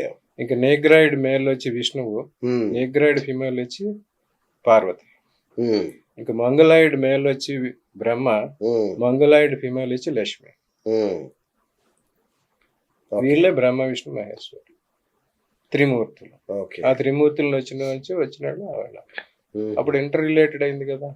మంగళాయుడు లక్ష్మి విష్ణువు చేసుకున్నాడు, నేగ్రాయుడు పార్వతిని శివుడు చేసుకున్నాడు, కాక్సాయుడు సరస్వతిని బ్రహ్మకి ఇచ్చాడు. ఉమ్, అప్పుడు బ్రహ్మ కూతురిని చేసుకున్నాడు అన్నది ఎక్కడి నుంచి వచ్చింది? అచ్చా, అచ్చా, అచ్చా, అచ్చా. పుక్కటి పురాణాలు దానికి అర్థం లేదు ఇంకా. వికీపీడియా. Okay, okay, okay. ఇదేంటంటే కొంతమంది దీన్ని అడ్వాంటేజ్ గా తీసుకుని వేరే రకంగా చిత్రించడానికి వస్తుంటది. ఎవరెవరో ఉసిపోయిన వాళ్ళు కదా క్రిటిసైజ్ చేయడానికి, హిందూయిజం క్రిటిసైజ్ చేయడానికి. Okay, okay. నిజం తెలుసు ఆ సబ్జెక్ట్ అంటే తెలుసుకోండి. కొంతమంది తెలియకుండా జ్యోతిష్యం అది జ్యోతిషం చదువు అది అది బా, తెలుసుకో. భలే చెప్పారు గురుగారు. ఆ, మీ జర్నలిజం నాకు తెలియదండి. అవును. How can you rate BS is not a good journalist, um, BS is not good, how can I rate? Um, మీ జర్నలిజం నేను తెలుసుకోవాలి. మీరు ఎంత చదువుకున్నారు, ఏం చేశారు, అప్పుడు మీకు ఉమ్, అలాగే తెలుసుకోండి, చదవండి, అప్పుడు తెలుస్తుంది. ఉమ్. తెలియకుండా ఎట్లా చేస్తే ఎట్లా. రైట్. అలా గురుగారు, ఇప్పుడు జన్మ నక్షత్రం ప్రకారం, జన్మ జాతకం ప్రకారం మేనరికం అవుద్దా లేదా తెలుసుకోవచ్చా? చెప్పుకున్నా కదా, ఆహా. జన్మజాతకం ప్రకారం సప్తమ స్థానం బుధ స్థానం అయి ఉండి, సప్తమంలో బుధుడు ఉండి, బుధులైతే బుధ నక్షత్రాలు ఉంటే వారికి మేనర్. ఓకే. మేనరికాలు మంచివేనా? మేనరికాలు ఇది వరకు డిఎన్ఏ ప్రకారం దీని ప్రకారం మంచిది కాదు. ఉమ్, కానీ వాళ్ళకు కూడా వాళ్ళ ఫాదర్ మదర్ చూడాలి మేడం. ఉమ్, వాళ్ళ అవతర వాళ్ళకి ఎవరి డిఎన్ఏ వచ్చింది, ఎవరి లాస్ట్ నాడి కోట, ఎవరి నాడు వచ్చింది. ఓ, సో అప్పుడు హెల్త్ మీద చూపిస్తుంది ఎక్కువ. Okay, okay. మేనమా ఉన్నాడు, మేనమా భార్య ఉమ్, వచ్చి చాలా మంది మనుషులకు వచ్చే పోలికలు మూడు: ఉమ్, తండ్రి పోలిక, తల్లి పోలిక, మేనమామ పోలిక వస్తాయి అన్నమాట. అవును. అంటే మేనమామ డిఎన్ఏ వచ్చింది అనమాట. ఆహా. సో మేనమామ డిఎన్ఏ వచ్చినట్టుగా మళ్ళీ మేనమామ కూతుర్ని ఇచ్చి చేస్తే సేమ్ డిఎన్ఏ అవుతుంది. అచ్చా, అచ్చా. మేనత్త పోలిక వచ్చింది అనుకోండి, అప్పుడు వాళ్ళ డిఎన్ఏ చేయొచ్చు. మేరైతే అట్లా. దానికి ఇలాగే ఇవన్నీ ఇప్పుడు సైంటిఫిక్ గా మనం డిఎన్ఏ టెస్ట్ చేసుకుని బ్లడ్ టెస్ట్ చేసుకున్నాం. మరి పురాతన కాలంలో లేవు కదా, అందుకు నాడి అని చెప్పి వద్దురా బాబు కాంప్లికేషన్స్ వస్తాయని ఆపేసి వస్తుంది. ఉమ్, బాబా. వయసులో మనకంటే పెద్ద అమ్మాయిని పెళ్లి చేసుకోవచ్చా? చెప్పాను, శనిగ్రహం ప్రభావం ఉంటే మనకన్నా పెద్ద వస్తుంది. వచ్చేస్తుంది. ఫ్రెంచ్ ప్రెసిడెంట్ అతని వైఫ్ అతనికన్నా 24 years elder. 24 years. Former French president. Sachin Tendulkar కూడా వాళ్ళ వయసులో. That is arrangement. Sports mens కొంచెం ఏజ్ మార్చుకుంటారు. ఆహా. అండర్ 19 అచ్చా. అది కానీ షీఈ్ నాట్. అంతేనా అమ్మా? ఎంత పెద్ద సంచలనమైన విషయం చెప్పారు మీరు. అదే లేదు, అది ఉన్నది. వరహీనం అంటారు దాన్ని. వరహీనం. వరహీనం. ఉమ్, వరుడు ఇప్పుడు కొంతమంది ఉంటారు వయసులో తక్కువైనా, శరీరంలో తక్కువైనా, ఉమ్, పొడుగు తక్కువైనా వాళ్ళని వరహీనం అంటారు. అచ్చా. మరి కొంతమంది భార్యలు భర్త కన్నా కొంచెం పొడుగు ఉంటారు, ఉమ్, 1 cm సంథింగ్, అవును, అట్లాగే బాగా సైజ్ ఎక్కువ ఉంటారు, అవును. అట్లా అన్నమాట. ఉమ్, అప్పుడు ఈ పెట్టినాయి అన్నమాట ఇవన్నీ. ఉహుహు. అప్పుడు ఏం జరిగింది, వయసు ఎక్కువ. ఇదివరకు అంటే ఆ కన్యాశుల్కం సినిమా కథ చూసుంటారు కదా, అవును. అప్పుడు ఆశలు ఉన్నాయని చెప్పి చిన్నపిల్లల్ని వాడికి ఇచ్చి పెళ్ళి. ఓకే. అట్లాగా వీళ్ళకి ఎవరికైతే సప్తమ స్థానంలో శని ఉండి, సప్తమాధిపతి శని ఉండి, లేదా సప్తమ నక్షత్రాలు అని ఉంటే వాళ్ళకి ఎల్డర్. ఇప్పుడు కూడా ఇంచుమించు 10 to 12 ఇయర్స్ వరకు డిఫరెన్స్తో మ్యారేజ్ చేసుకుంటున్నారు. ఉమ్. అది మరి ఇది ఒక రకంగా దానిలోకి వెళ్తుంది, అచ్చా, ముసలి అచ్చా. భర్తలోకి వెళ్తుంది. అవునా? అవును మరి. ఉమ్. యాసర్ అరాఫత్ ఉన్నాడు, 66వ సంవత్సరంలో పెళ్లి పెళ్లి చేసుకున్నాడు. చేసుకున్నాడు. అవును. 30 ఇయర్స్ అమ్మాయి తనిపించాలి. బా. ఉమ్. What the difference? అట్లాగే కొంతమంది ఏం చేస్తారు, ఆ, ఒక ముందు పెద్ద అమ్మాయిని చేస్తారు, ఆ అమ్మాయి చనిపోతే వేరే కారణం వల్ల రెండో అమ్మాయిని చేస్తారు. ఉమ్. ఆమెకు ముసలి భర్తే కదా. ఉమ్. ఇవన్నీ శని ప్రభావం. ఓకే. అట్లాగే గురుగారు, కొందరు 50-60 ఏళ్ళు దాటాక పెళ్లి చేసుకుంటుంటారు. వాళ్ళకు కూడా జాతకాలు చూడాలా? వాళ్లే కాదు, ఇప్పుడు సన్యాసాలు తీసుకుంటారు కొంతమంది, అవును. పీఠాధిపతులు ఉంటారు, అవును. అవును. పరివ్రాజక అవును. అవును. ఆ పీఠాధిపత్యం ఇచ్చేప్పుడు ఉమ్. వాళ్ళ జాతకం చూస్తారు. వారు ఏ సమయంలోనైనా మళ్ళీ గృహస్థాశ్రమంలోకి వెళ్తారా, పెళ్లి చేసుకుంటుంటారా, ఆ. ఈ సెక్సువల్ ప్రెజర్స్ లోన్ అవుతారా అనేది చూసి అటువంటి లేని వాళ్ళని తీసుకొస్తారు. ఉమ్. ఎవరికైతే 4, 8, 12 స్థానాల్లో 4-5 గ్రహాలు ఉండి వాటి మీద కూడా వేరే గ్రహాల ప్రభావం ఉన్న వాళ్ళకి పెళ్లిళ్ళు కావు, సన్యాసి యోగం ఉంటుంది. ఓహో. 4లో ఎక్కువ గ్రహాలు ఉండి అవి చెడు గ్రహాలు అయితే ఎర్లీగా మ్యారేజ్ కాదు, 8లో ఎక్కువ ఉంటే పెళ్లిళ్ళు ఫెయిల్ అవుతాయి, 12లో ఉన్నారంటే వాళ్ళు సన్యాసులుగానే ఉంటారు. ఓకే. ఓకే. ఇంకొకటి గురుగారు, ఈ మధ్య అంటే చాలా సాంప్రదాయాల్లో చూశాను నేను. గాడిదకిచ్చి పెళ్లి చేయడం, చెట్టుకిచ్చి పెళ్లి చేయడం, అరటి చెట్టుకిచ్చి పెళ్లి చేయడం. ఏంటి గురుగారు దీనివల్ల? ఏమండి, ఇవన్నీ ఫర్ ది కన్వీనియన్స్. వీళ్ళు ఏదో ఒకటి చేయకపోతే వాళ్ళు లేదనుకుంటే వాళ్ళ కోసం చెప్పిన అరేంజ్మెంట్స్ అన్నమాట. అంతేగాని వీటి వల్ల ఫలితం లేదు. ఇదివరకు చేశారు, గాంధారి వివాహానికి అలా చేశారని, అటువంటి కొన్ని ఉన్నాయి, కానీ వాటికి ప్రూఫ్స్ లేవు, రిలవెన్స్ లేదు. ఈ రోజుకి కూడా కొన్ని చేస్తారు, చేస్తే ఆ దోషం ఉంది, ఇది పోతుంది, అది స్వల్ప దోషం, అటువంటిప్పుడు ఇటువంటి మనకు వస్తాయి. ఇప్పుడు ఎప్పుడైతే ఒకరిద్దరికి పెళ్ళి అయిందంటే వాళ్ళు సెక్సువల్ గా ఇన్వాల్వ్ అయితేనే పెళ్లి జరిగినట్టు, అంతేగాని పెళ్లి తాళి కట్టినంత మాత్రం పెళ్లి జరిగినట్టు కాదు. అది భర్తగా తీసుకోలేరు. అటువంటిప్పుడు అది చేసినా ఉండదు. ఇవి ఏంటంటే చెప్పిన సోషియో రిలీజియస్ ఎకనామిక్ సిస్టమ్ లో చేసిన ప్రక్రియ. ఓకే. అమావాస్య రోజు పుట్టిన వాళ్ళని పెళ్లి చేసుకోవచ్చా? పెళ్లి చేసుకుంటే ఎలా ఉంటది? ఇది పెద్ద జోక్ అన్నమాట. అమావాస్య ఇప్పుడు 2 రకాల కాలగణనలు ఉన్నాయి. అమావాస్యాంతం, పూర్ణిమాంతం అని చెప్పి 2 రకాలుగా లెక్క పెడతారు నెలల్ని. దర్శ పూర్ణమాసం అంటారు. దర్శ పూర్ణమాసం అంటే అమావాస్య అన్నమాట. ఇప్పుడు మరి తమిళనాడులో అమావాస్య రోజు అన్ని స్టార్ట్ చేస్తారు. అమావాస్య వాళ్ళకి మంచిది. ఎందుకు మరి? యాక్చువల్ గా అమావాస్య మంచిదే. అమావాస్య రోజు 0తో స్టార్ట్ అవుతుంది అన్నమాట. చంద్రుడు ఉండడు, అక్కడ నుంచి చంద్రుడు దినదిన ప్రవర్ధమానం చెందుతాడు. పౌర్ణమి నాడు 10తో స్టార్ట్ అవుతుంది, రోజు రోజుకి డిమినిషింగ్ వాల్యూ ఉంటుంది. 8, 9 నెంబర్లు ఉన్నాయి. 8, 9 నెంబర్ 8 అండ్ నెంబర్ 9. 8 ఏమో పౌర్ణమి లెక్క, పాడ్యమి టు పౌర్ణమి. వేరేస్ ఇక్కడ నుంచి వచ్చేసరికి 9 లెక్క. 9 పూర్ణ సంఖ్య, 8 ధన సంఖ్య, 9 జ్ఞాన సంఖ్య. దీన్ని మల్టిప్లై చేయండి, 8 into 8, 8 1s are 8, 8 2s are 16. మీరు 2 కలిపితే 1 + 6 7, 3 8s are 24, 2 + 4 4 8s are. అట్లా 8 into 8 మల్టిప్లై చేసుకుంటూ వస్తే అది డిమినిషింగ్ వాల్యూ వస్తుంది. అక్కడికి వచ్చేసరికి 9 దగ్గరికి రావాలి. 9 8s are 72, అప్పుడు పెరుగుతుంది. అట్లాగే 9 మల్టిప్లై చేయండి, 9 into 9, 9 1s are 9, 9 2s are 18, కలపండి, 1 + 8 9, 9 3s are 27, యాడ్ చేయండి, 2 + 7 9. అది జ్ఞాన సంఖ్య. జ్ఞానంతో వృద్ధి చెందుతుంది. 8 ధన సంఖ్య, ఆ జ్ఞానం కలిస్తే వృద్ధి చెందుతుంది. ఈ రకమైన ప్రక్రియలు ఇవన్నీ. సో అమావాస్యాంతం, పౌర్ణమాంతం అని చెప్పి చేశారు. అమావాస్య రోజు పుట్టిన ఏదో దొంగలు అవుతారని అదని ఇదని రకరకాల అటువంటి వచ్చినాయి. ఇవన్నీ సూర్య సిద్ధాంతం ప్రకారం అమావాస్య మంచిది. సూర్యమానం, చంద్రమానం ఉంటాయి. అదే సూర్య సిద్ధాంతం. మనం చంద్రమానం అవలంబిస్తాం కనుక మనం పూర్ణిమ తీసుకుంటాం. అలా ఆ రోజు పుట్టినంత మాత్రాన వాళ్ళ లైఫ్ అంతా దానివల్ల ఎఫెక్ట్ కాదు. వాళ్ళ జన్మజాతకులు గ్రహగతులు, లగ్నాలు ఏంటి, నక్షత్రాలు ఏంటి, వాటి బలాలు ఏంటి, వాటి మీద లైఫ్ ఉంటుంది. అంతేగాని అమావాస్య నాడు పుట్టిన వాళ్ళందరూ ఆదివారం, అమావాస్య, అర్ధరాత్రి ఇలాంటి లెక్క ఇప్పుడు పెడుతుంటారు. ఇటువంటి సెంటిమెంట్ వాడు చాలా ఉన్నాయి. వెస్టర్న్ కంట్రీస్ లో ఫ్రైడే ది 13th అంటే హడిలిపోతారు. అవును, 13వ తారీఖు ఫ్రైడే అయిందంటే అవును. చాలా భయం. అవును, దాటి మీద సినిమాలు కూడా వచ్చినాయి, అవును. ఎగ్జార్సిస్ట్ అవును, అటువంటి. అవును. ఈ ఎన్ని సెంటిమెంట్ మానవ జీవితంలో ఉన్నాయి.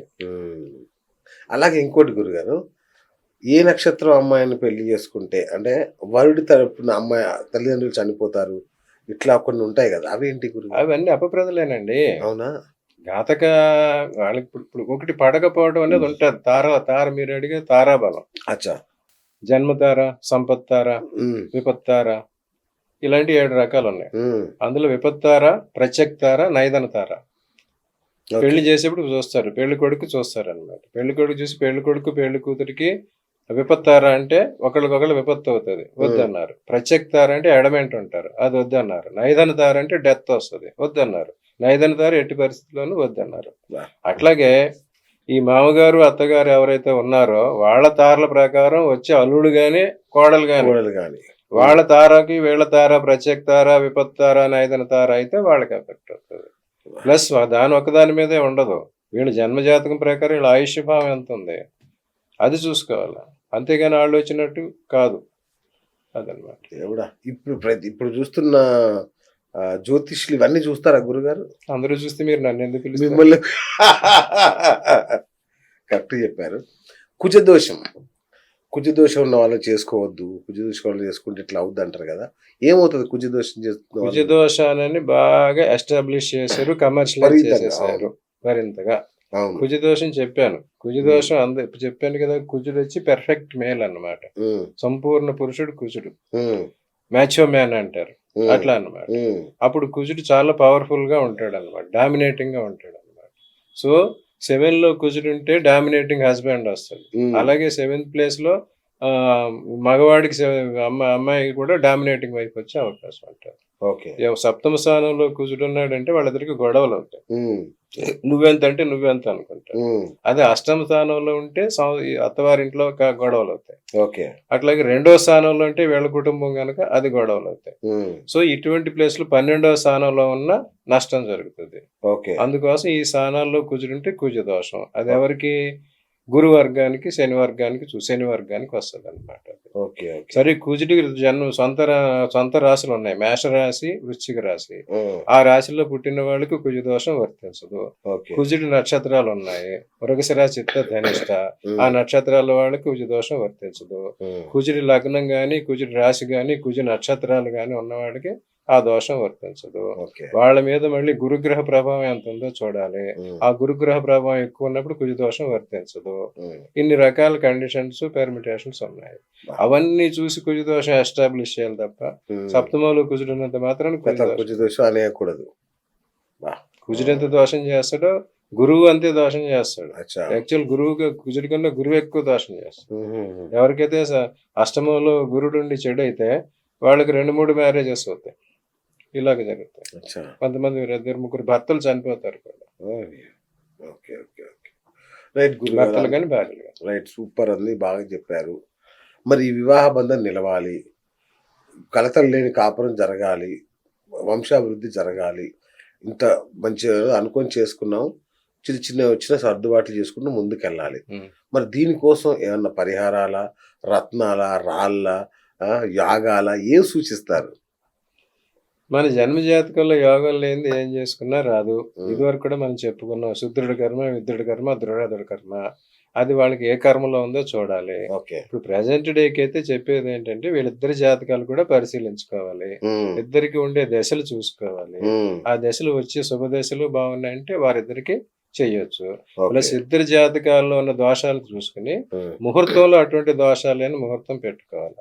అప్పుడు ఈ 3 పరిశీలించి చేసి ఆ తర్వాత చూసి ఇంకా అదైనా దోషం ఉంటుంది, ఆ దోషం వీళ్ళకి చెప్పాలి. నాకు కొంతమంది వస్తారు, కంపాటబిలిటీ అని వస్తారు, వాళ్ళకి చూపిస్తాను, ఈ గ్రహాలు అనుకో, ఈ గ్రహాలు పరికూలం, వీళ్ళు ఎలాంటి క్రియేట్ చేసే అవకాశం ఉంటుంది. మీరు దానికి రెడీ అవుతారా, అది సాల్వ్ చేసుకునే పరిస్థితిలో ఉంటారా, అది చెప్తాను, ఎక్స్ప్లెయిన్ చేసి చెప్తాను. చెప్పి అప్పుడు మీరు చూసుకోండి అని చెప్తాను. అలా ఇప్పుడు అందరికి చెప్తే ఇప్పుడు భార్యాభర్తలకి ఇదే వస్తుంది. ఇద్దరు మెంటాలిటీ చెప్పాలి. ఇప్పుడు ఏదో మాట్లాడుకుంటారు, ఏదో అంటున్నారు, ఇప్పుడు కోలివింగ్ అటువంటివి వచ్చారు. ముందు అర్థం చేసేసుకున్నాం, అన్నీ బాగానే ఉన్నాయి. మరి ఎందుకు పెళ్లి చేసుకోవట్లేదు? ఎందుకు ఫెయిల్ అవుతున్నాయి? అవును. ఇప్పుడు ఏంటంటే మల్టిపుల్ ఆపర్చునిటీస్ పెరిగినాయి. అవును. లేడీస్ ఇదివరకు లేరు, డిపెండెంట్. కరెక్ట్. ఇప్పుడేమో ఇండిపెండెంట్. కానీ ఇదివరకు వాళ్ళు డిపెండెంట్, ఇప్పుడు వీళ్ళు ఇండిపెండెంట్ అనుకుంటున్నారు. కానీ ఎప్పుడు కూడా ఇద్దరు ఇంటర్ డిపెండెంట్. అంతేగా. ఒకరి మీద ఒకళ్ళు ఆధారపడి ఉండాల్సిందే. సూపర్. అంతేగా. బంగారు పెళ్ళానికన్నా గోడ చేరువు కావాలా. మళ్ళీ పూల తోటకి చుట్టూ కంచేస్తారు. అంతేగా. ఎందుకు? పువ్వు కనిపిస్తే ఎవరైనా పశువు తెంపుకోవాలనుకుంటాడు. పశువు తింటూ అవును. తెంపేసుకుంటది. అందుకే అందమైన పూలకి ఎప్పుడు ముళ్ళు ఉంటాయి. గులాబీ అందంగా ఉంటే వెనకాల ముళ్ళు ఉంటుంది. ఎందుకంటే ప్రొటెక్షన్. ఇప్పుడు నేను అందంగా ఉన్న గులాబీ రోడ్డు మీదకి వెళ్ళిపోతే ఇప్పుడు జరుగుతున్నది అదే. అది. అంతవరకు వచ్చిన తర్వాత మళ్ళీ మాకు ప్రొటెక్షన్ ఏదో అంటారు. ప్రొటెక్షన్ ఉంది, ముళ్ళు ఉంది. ముళ్ళుతో వెళ్ళు నువ్వు. నువ్వు ఇండిపెండెంట్గా వెళ్ళిపోయి నాకు బ్యాడ్ జరిగిందంటే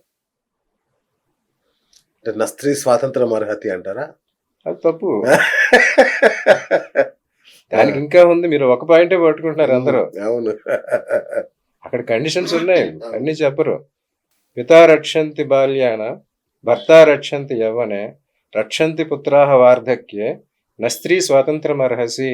అది ఫుల్ లెంగ్త్. అవును. చిన్నప్పుడు తండ్రి రక్షించాలా, పెళ్ళయ్యాక భర్త రక్షించాలా, చివరి ముసలితనంలో కొడుకు రక్షించాలా.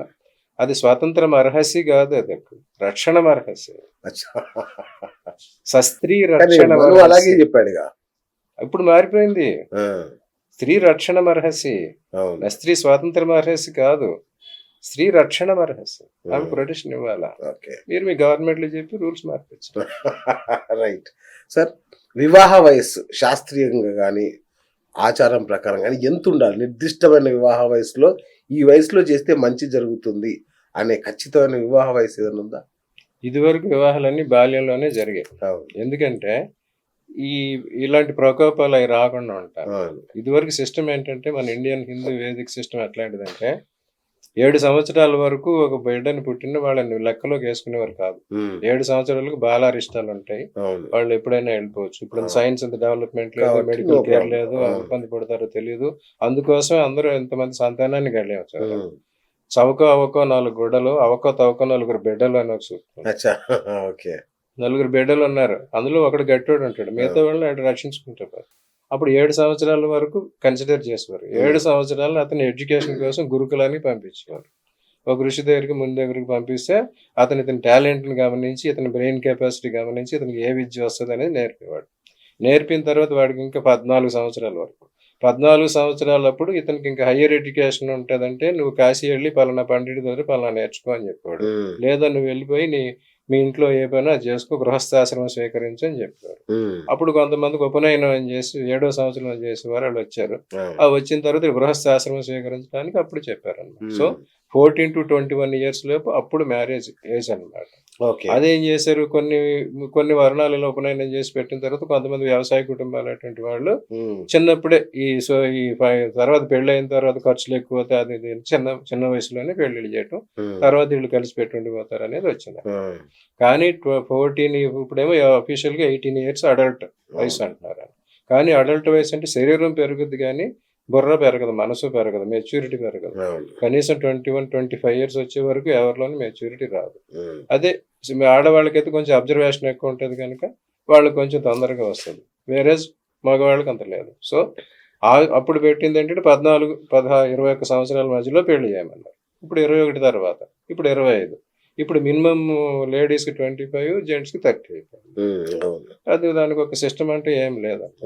ఇప్పుడు దేశకాలమాన పరిస్థితుల ప్రకారం చాలా మంది ఇదివరకు 70s లో 60s లో పుట్టిన వాళ్ళు కుటుంబ భారం కోసం అసలు పెళ్లి చేసుకో, పెద్ద కొడుకుండి వెనకాల పిల్లలు ఉంటే వాళ్ళని పోషించడం కోసం, వాళ్ళు పెళ్లిళ్ళు చేసుకోవడం కోసం ఉండిపోయి వాడు పెళ్లి లేకుండానే ఉండిపోయిన పరిస్థితి. అలాగే చాలా మంది ఆడవాళ్ళు ఎక్కువ టీచర్స్ చేసుకుంటా అందరికి పెళ్లిళ్ళు చేసి వాళ్ళు ఉండిపోయి వృద్ధ కన్యలు కానీ మిగిలిపోయి, అది కూడా ఇవన్నీ అందుకోసం స్పెసిఫిక్ లేదు. ఎప్పుడైతే మీకు సోషల్ ఎకనామిక్ ఇండిపెండెన్స్ వచ్చిందో అన్ని కండిషన్స్ బాగున్నాయి చేయాలి. చాలా మంది ఇప్పుడు ఏం చేస్తున్నారు, నాకు ఉద్యోగం లేదు పోషించుకోలేని పరిస్థితి ఉంది, ఎట్లా పెళ్లి చేసుకోవాలి అని అనుకుంటున్నారు. నీకు ఇప్పుడు ఉద్యోగం లేదు, పెళ్లి చేసుకోవు, నీకు 50 సంవత్సరాలు ఉద్యోగం వచ్చింది, అప్పుడు పెళ్లి చేసి దొరుకుతారా? ఎప్పుడు వయసులో ఏ జరగాలో ఆ ముచ్చట జరగాలి. ఇప్పుడు నువ్వు పెళ్లి చేసుకో, ఉన్నదే తినండి, తర్వాత వస్తుంది. అలా చేసుకుంటాం. రైట్ గురుగారు. పెళ్లి ఏ నెలలో చేసుకుంటే మంచిది సంవత్సరంలో? మాసాలంటే దాన్ని పర్టికులర్గా లేదు, కానీ మన తెలుగు సిస్టమ్ ప్రకారం ఏం చెప్పారంటే వైశాఖం, జ్యేష్టం, పాల్గొనం, మాఘం ఈ 4 మాసాల్లో మంచిదని చెప్పారు. అచ్చా. మన సిస్టమ్స్ అన్నీ చెప్పానుగా, సోషియో రిలీజియస్ ఎకనామిక్ యాక్టివిటీ, వ్యవసాయానికి వాటికి భంగం రాకుండా. వైశాఖ మాసం, జ్యేష్ఠ మాసం గ్రీష్మ ఋతువు, ఎండాకాలం, అప్పుడు ఏం పనులు ఉండవు, పంటలు పండవు, అందుకోసం అయిపోయాయి. పాల్గొన మాసం, మాఘ మాసం తర్వాత పనులు అయిపోతాయి, అప్పుడు అక్కడ పెట్టారు. ఈ 4 మాసాల్లో చేసుకుంటే మంచిదని చెప్పి. నెక్స్ట్ కార్తీకం, మార్గశిరం, అవి కొంచెం మీడియం, మిగతా మాసాలు మాత్రం వద్దని చెప్పారు. ఆషాఢం బ్యాన్ పెట్టారు. ఆషాఢం ఎందుకు బ్యాన్? ఆంధ్రప్రదేశ్ లోనే ఆషాఢం ఉంది, మిగతా నార్త్ లో ఎక్కడ ఆషాఢం లేదు. అయ్యో, ముఖేష్ అంబానీ కొడుకు పెళ్లి ఎప్పుడు జరిగింది మరి? ఆషాఢ మాసం. ఆకాష్ అంబానీ ఎవరు, అతని పెళ్లి ఎప్పుడు జరిగింది? ఆషాఢంలో జరిగింది. నార్త్ లో ఆషాఢం పెట్టట్లేదు. మన ఆంధ్రప్రదేశ్ లోను ఈ అగ్రేరియన్ ఎకానమీ కనుక దీనికి రిలేటెడ్ గా అన్ని సిస్టమ్స్ పెట్టుకుంటారు. ఇప్పుడు మీరు పని ఎక్కువ ఉంటే భోజనం స్కిప్ చేస్తున్నారు కదా, 3 దాకా ఉంటున్నారు కదా, అట్లా. ఆవిడ వరి కోతల పని ఉంటుందని ఆషాఢ మాసం పెట్టుకున్నారు. అందుకే అత్తారింటికి వెళ్ళకూడదు, ఆషాఢ మాసం మంచి చలికాలం, వర్షాలు కురుస్తూ ఉంటాయి, ఇద్దరు ఉంటారని చెప్పి అది వదిలిపెట్టి రారని చెప్పి అటువంటి సిస్టమ్ పెట్టారు. అట్లాగే కొన్ని పరిస్థితులు కూడా ఏంటంటే, ఇప్పుడు చూడండి, మన మొక్కలు మొలుస్తాయి, మనం విత్తనాలు వేస్తాం, పంట గాని మొక్క గాని ఎప్పుడు మొలుస్తాయి? ఏ టైంలో మొలుస్తాయి? ఆ ఋతువు ఏది? మన ఏదైనా కానివ్వండి, మనం మొత్తం మొలకలు వేసామంటే ఏ మొలకైనా నైట్ టైమే మొలుస్తుంది. డే టైంలో మొక్కలు మొలవు. అవునా? ఓకే. మన తెల్లారి విత్తనాలు నాటి పెట్టి రోజంతా చూస్తే ఉండదు, కొడుకులు చూసేసరికి నైట్ మొలుస్తాయి. ఎందుకంటే నైట్ లో చంద్రుడి ప్రభావం ఉంటుంది. ఎంత పవర్ రావాలో అది అమృతం, చంద్రుడి కిరణాలు అమృతం అంటారు. దానివల్ల లైఫ్ వస్తుంది. ఆ రకంగానే మన పెళ్ళైన తర్వాత కూడా శోభనం చేసేది కూడా నైట్ లో ప్రిస్క్రైబ్ చేస్తారు. మంచి సమయం చూసి చేసి విత్తనం నాటినట్టే ఆ విత్తనం మొలకెత్తాలి, దాని మీద చంద్ర ప్రభావం ఉండాలి, అందుకోసం చేస్తాం. మామూలు విషయాలు కాదండి, మైండ్ బ్లోయింగ్, అసలు ఎప్పుడు వినలా.